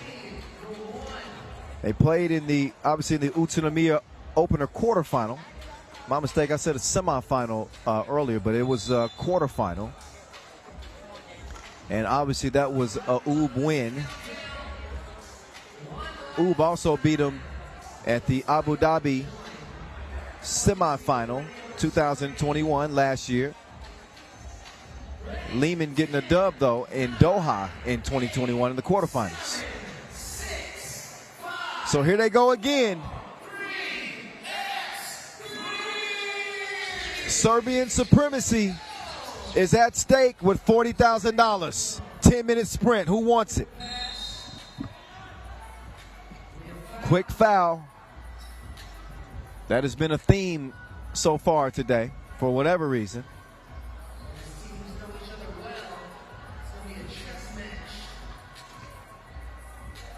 Strahinja Stojicic.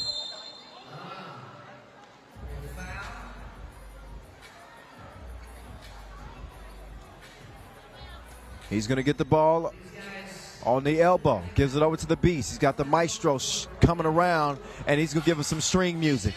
He likes the sound of that.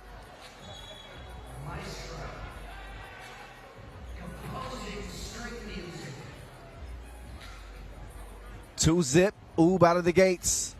The maestro is the one who applied the kill shot to Liman in that quarterfinal in overtime. Kilian, too much protein on that one. Kojic will make his move on Barac. They are arm in arm like they're coming down the wedding aisle. I'm sure Barac's wife won't like that.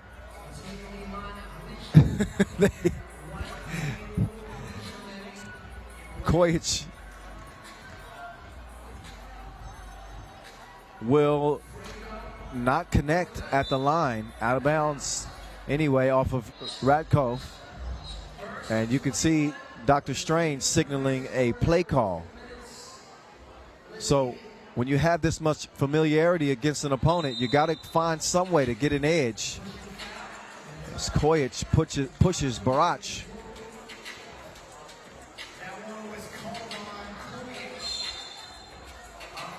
And an offensive foul. So our officials putting the whistle to good use.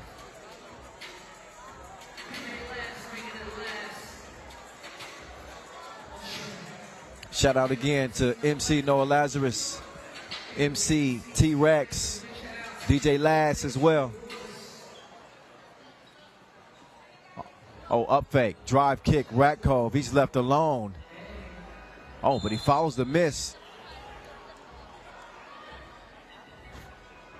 Foul certainly not on Ratkov. I think that was called on Vasic. 4 fouls on Liman, no points. They got to find a way to balance things out as the maestro will come around. And an offensive foul. Brankovic is pushing.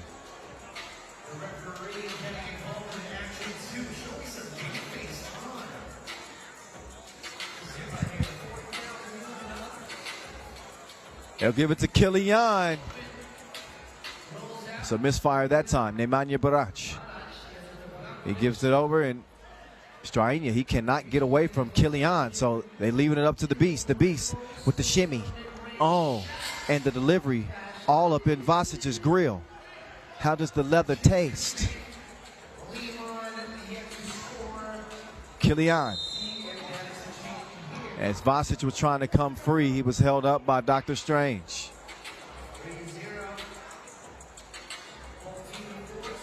Strahinja Stojicic's brother, Stefan Stojicic, Mr. Robot, a longtime member of the Liman squad, now coaching the Austrian team, Vienna. I don't think that Mr. Robot is undecided about who he's pulling for in this game. What a setup, but the maestro couldn't finish it. Missed the crib. Kojic will get it over to Ratkov. Ratkov, he disappeared and finishes with the layup. 3-1 game, it stays. Another precision pass. This is what they do. Some of this is 3x3 perfection. These are teams that have a firm hand on understanding the nuances of this game. They run out of time, though. 12 seconds is all you get.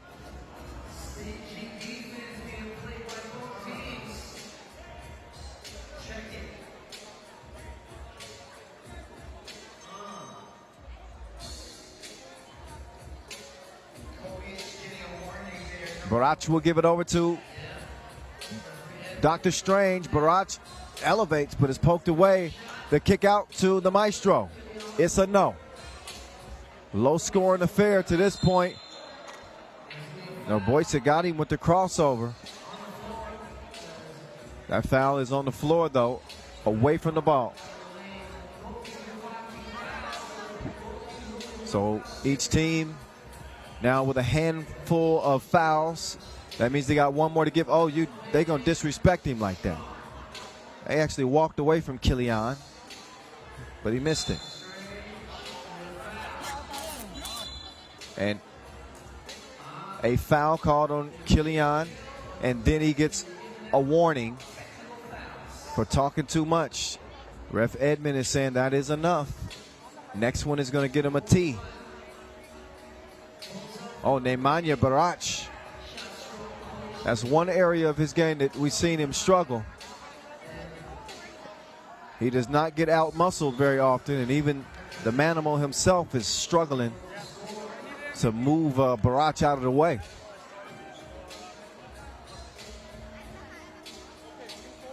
So Liman will open this possession. They got Kojic going to the corner. Ratko fakes the pass and finishes with a contortion on the layup. That foul on the floor.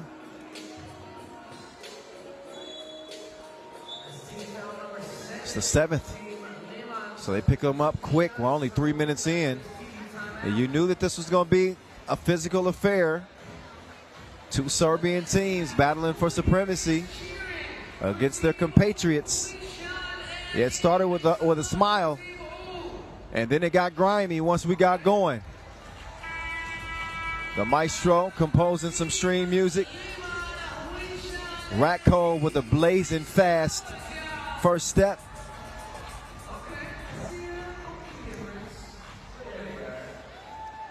This one not likely to be a blowout.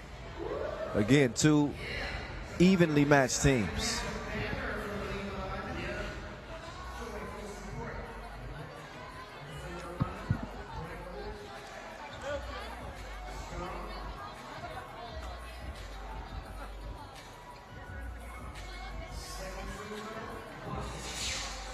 Second free throw is good.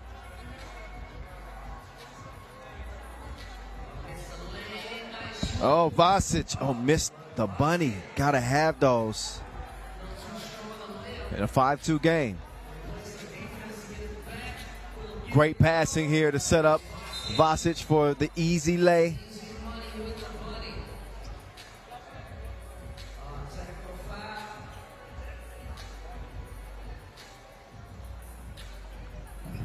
Take another look at Vasquez getting the job done. Here we go. Stojic will kick it out to the Maestro. Just a little bit too much mustard on it. Killian trying to complete the pass, but looks like Ratko was held up by the Maestro. That's the 6th foul.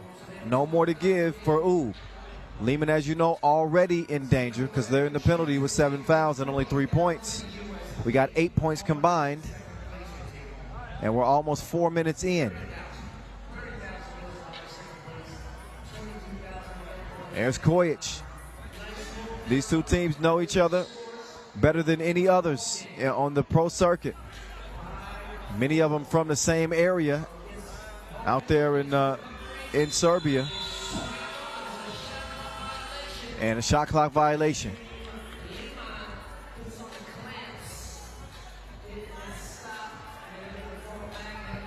Look again at the defense. Still unable to slow down Kojic. Kojic lets that one go. 2 up, 2 down as he rattles in the double. And then he gets whistled for the foul. So he could be given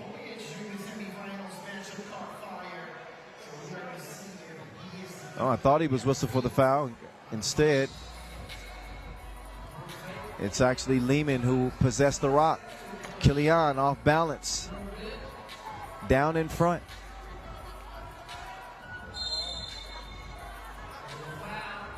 So another foul. That is number 8 on Liman. They got to be careful here because 10 puts you in the double penalty, which will equate to 2 free throws and possession. It's rare that we see him rack up this quickly.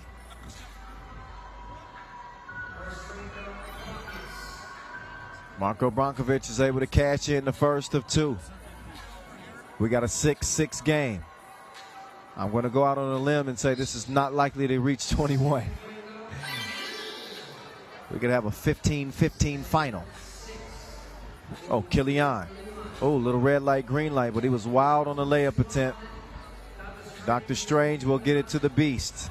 That ball continues to move around the perimeter. Nice entry pass from Barach.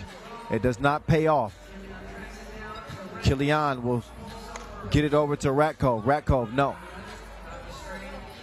So Stojacic now takes his time. They're going to switch. And how about that? Good defense. Kilian, he's going to get a look. No. Vasquez trying to move some furniture.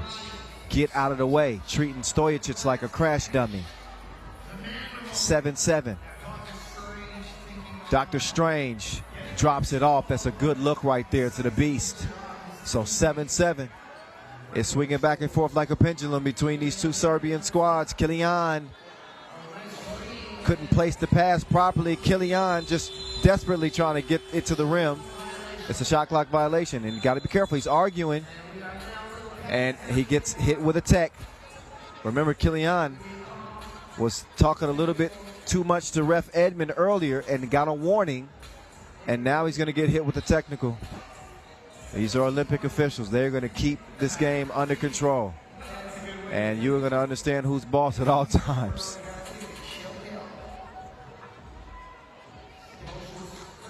The Maestro. G-O-O-D from the charity stripe. Oob with a slim advantage. Nothing to get comfortable with. Maestro, jab. Ooh, that was ugly. Ratkov. He's going to cross court it to Vasic. Good movement from Kojic. All eyes on Vasic, and they just leave. Oh, Ratkov missed the bunny. He sold the bag. Wow.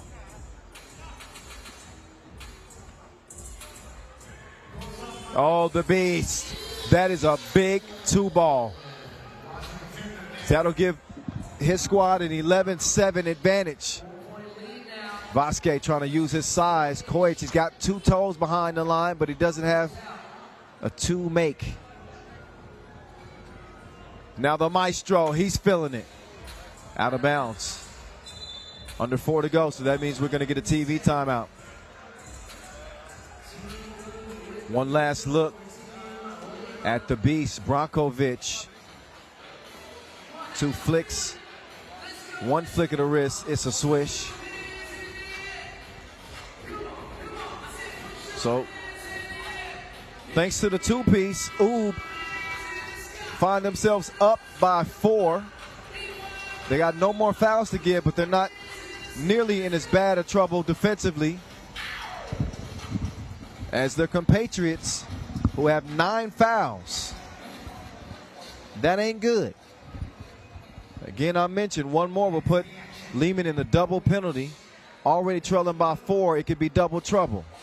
Kojic got to his spot, but a wild layup attempt. The Maestro will get it to Barach. Can he finally put one down from long range? He does not. His shot laggy. Here's Kojic. He is fouled on the 2 attempt.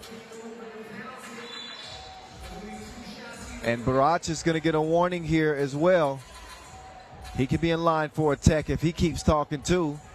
As he closed out on the shooter, he gave him no space to land. It's a good call. And there was contact there as well. So Kojic justifiably going up to the free throw line. He makes good on the freebie.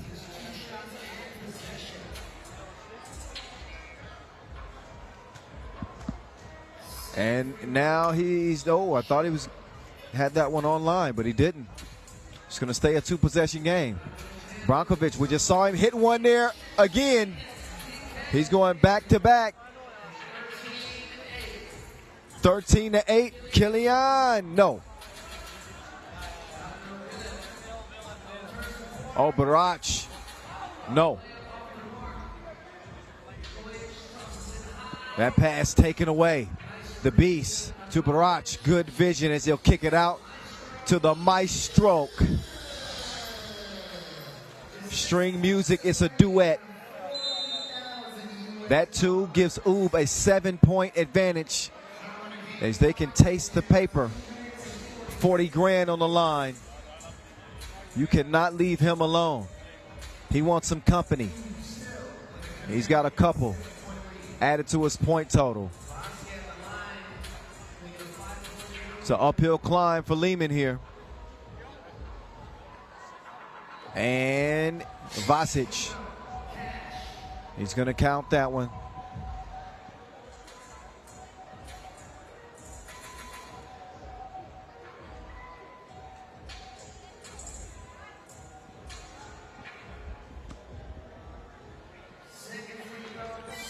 Second one counted as well.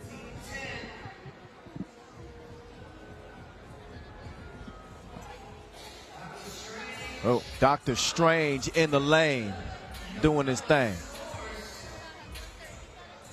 16-10. Oh, that was a tough score from Ratkov. Liman's not going anywhere yet now. It's a 5-point difference. 2.5 to play. Dr. Strange showing the range, but he did not find his mark. They will feed the big man.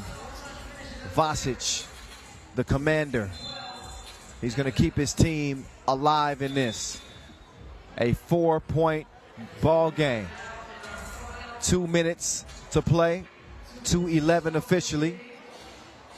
But look at Vasic. Sticking it to the maestro underneath. Those two were teammates at the Europe Cup last year and winning a gold medal together. But you could call them frenemies. You may see them join forces on the national team, but once they hit the pro circuit, they are on opposite lines.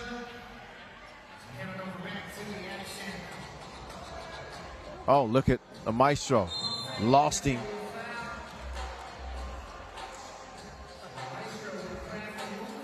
That'll be a 10th foul on Liman. So not only will they get 2 free throws here, the maestro, they will get possession as well. Maestro #1 in player value coming into day 2.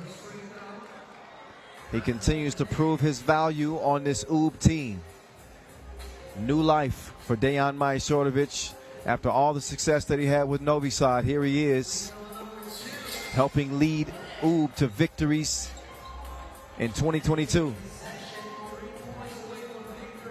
18-12, Oob is in control, like analog. Offensive foul. They'll give it back.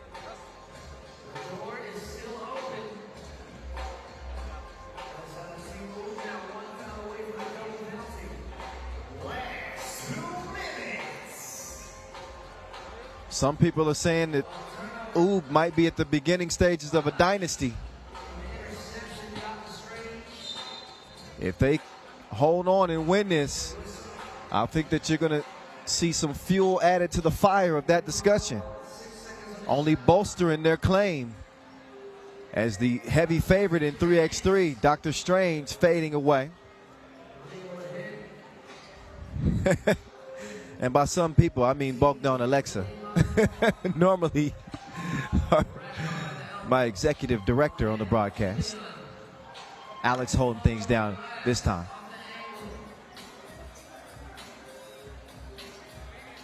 Straina with the Wilson in hand. I saw Naboisa Kilian yelling about something. He's already got a technical. He's begging for another.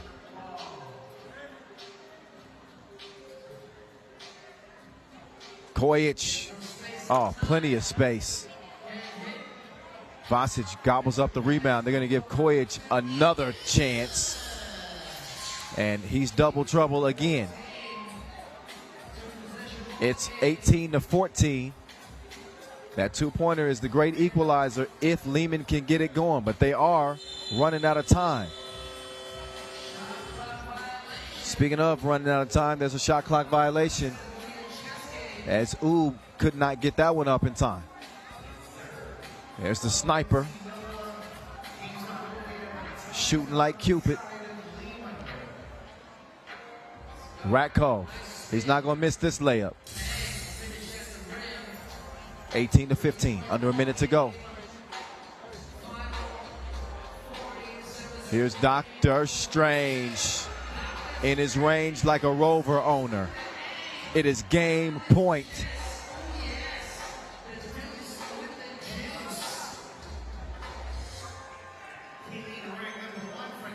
That pass taken away.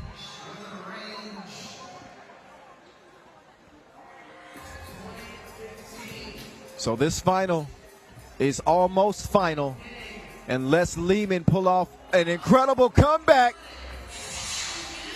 The deep two from Kojic gets Liman within 3. But we're under 30 seconds to go, and they're going to give it to Dr. Strange. He tips it over to Barrage. Barrage is going to save it. It's on the beast. He's going to use clock. They smartly are going to let it run down, and Dr. Strange, he wants to end this one. He misses, but time is going to wind down. Kojic putting another one up from the corner. It goes begging, and the final ticks will go off the clock, and that is it. That is all. We are final again with a familiar scene in a different country. First Japan, now the Philippines. Same story, different day. Oob is the headline of 3x3 so far here in 2022 as they take the crown here at the Manila Masters. $50,000, $40,000. That equals up to 90. So after winning 50 grand in Utsunomiya, they take 40 here in Manila. It's some money being made round here. Dejan Majsolovic is standing by courtside with Tristan Lavalette after Oob's second title in 2022. How does it feel to start the year with back-to-back titles? Always feeling is great. We put a lot of effort on this tournament, and we have a lot of problems because Strahinja didn't practice since Japan. He had injury there in semi-final, a rupture in quadriceps. So thanks to him, he showed the character, the big heart. He played this tournament. I don't know how, but congrats to him. And he helped us a lot this tournament. He didn't play his best game, but on the end, without him, we cannot do that. And how about your own form? You seem to really enjoy shooting out here. Yes, it's beautiful to shoot in mall. It's better than outside. It's much easier, but it was great. We play as a team, amazing. Without Brankovic, maybe deserved the MVP award because he scored in quarterfinal, the most important two. The other games we play all together, so we are happy. You used to play for a great team, Novi Sad. Do you think this team could also become a great team and dominate the World Tour? Yes, I think so. They are young. They have a lot of motivation. We work hard. They are already amazing team and the best team in the world. We one more time show that. I hope that we need to stay on the ground, to practice hard, to keep practice hard, and to come back with better and better. Congratulations. Enjoy the win. Thank you very much. So it is Oob, Huishan, NE, who go 2 for 2 in this 2022 World Tour campaign. The word dynasty is starting to surface. We're going to see if they can keep the good times rolling. They got off to a great start in 2021 as well. I got a sneaky suspicion that Liman ain't going nowhere, but they stay true to the rankings. This is the #1 ranked team in the world, and they come out and prove it yet again. A physical game. We saw the fouls racking up more quickly than the points early on. And you knew that this was going to be a contentious battle like it always is. Just like the quarterfinal in Ulaanbaatar, the question was, could Liman make the adjustments to get a win here? But now they're going to have to hear it from their Serbian compatriots on the flight back home. Once they get back home, who the best really is. You got to prove it between the lines. And once again, UB do just that. They let their play speak for them. And they put it on Liman, Huishan, NE, en route to yet another title. So we have 11 more Masters this year. We're going to see just how many more UB are able to confiscate. But here's how they got it done. They started off by beating Warsaw by 2 in a close quarterfinal. Then they blasted the Australians by 11 in the semifinal. And then they handled Liman in a touch-and-go final, 20-17. And what proved to be an exciting return to Manila, Philippines, the first time since 2019.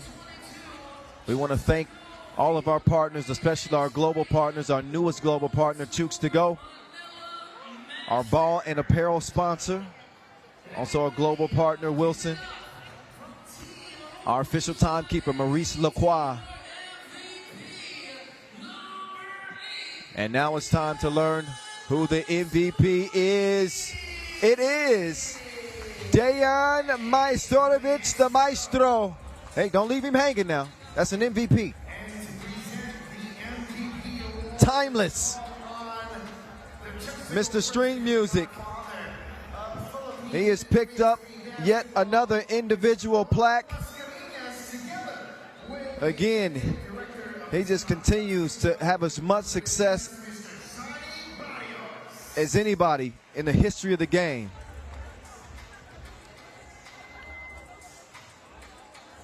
You can go down the long list. He finds himself an MVP yet again. A 2016 European champ, a 2014 world champ. Took gold at the Europe Cup again last year, did it in 2019. Gold in 2018.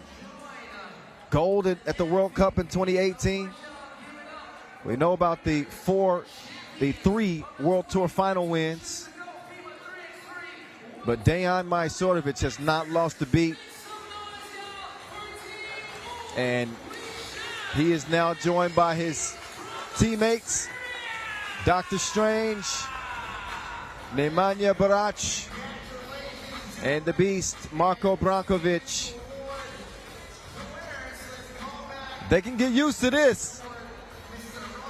2 for 2 so far. That is going to incite some smiles. But they earned it. And now they're being brought out a $40,000 check. That's 10 bands apiece. Not bad for a weekend's worth of work.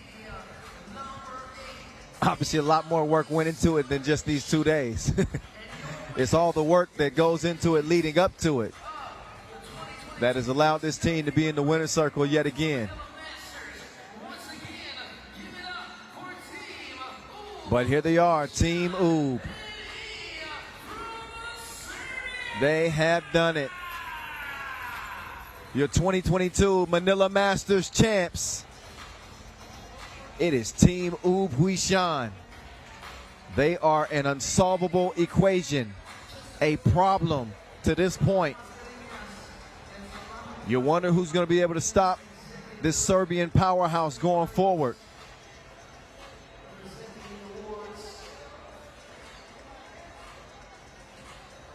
It is going to be something interesting to see.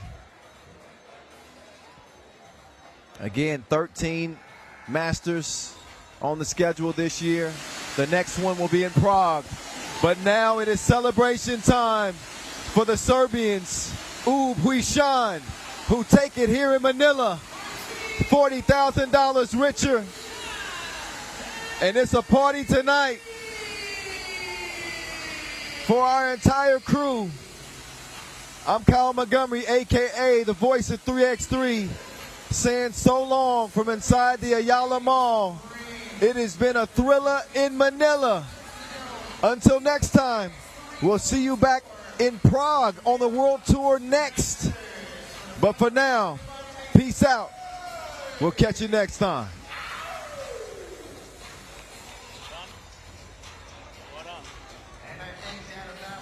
Another one in the books. Another one in the books.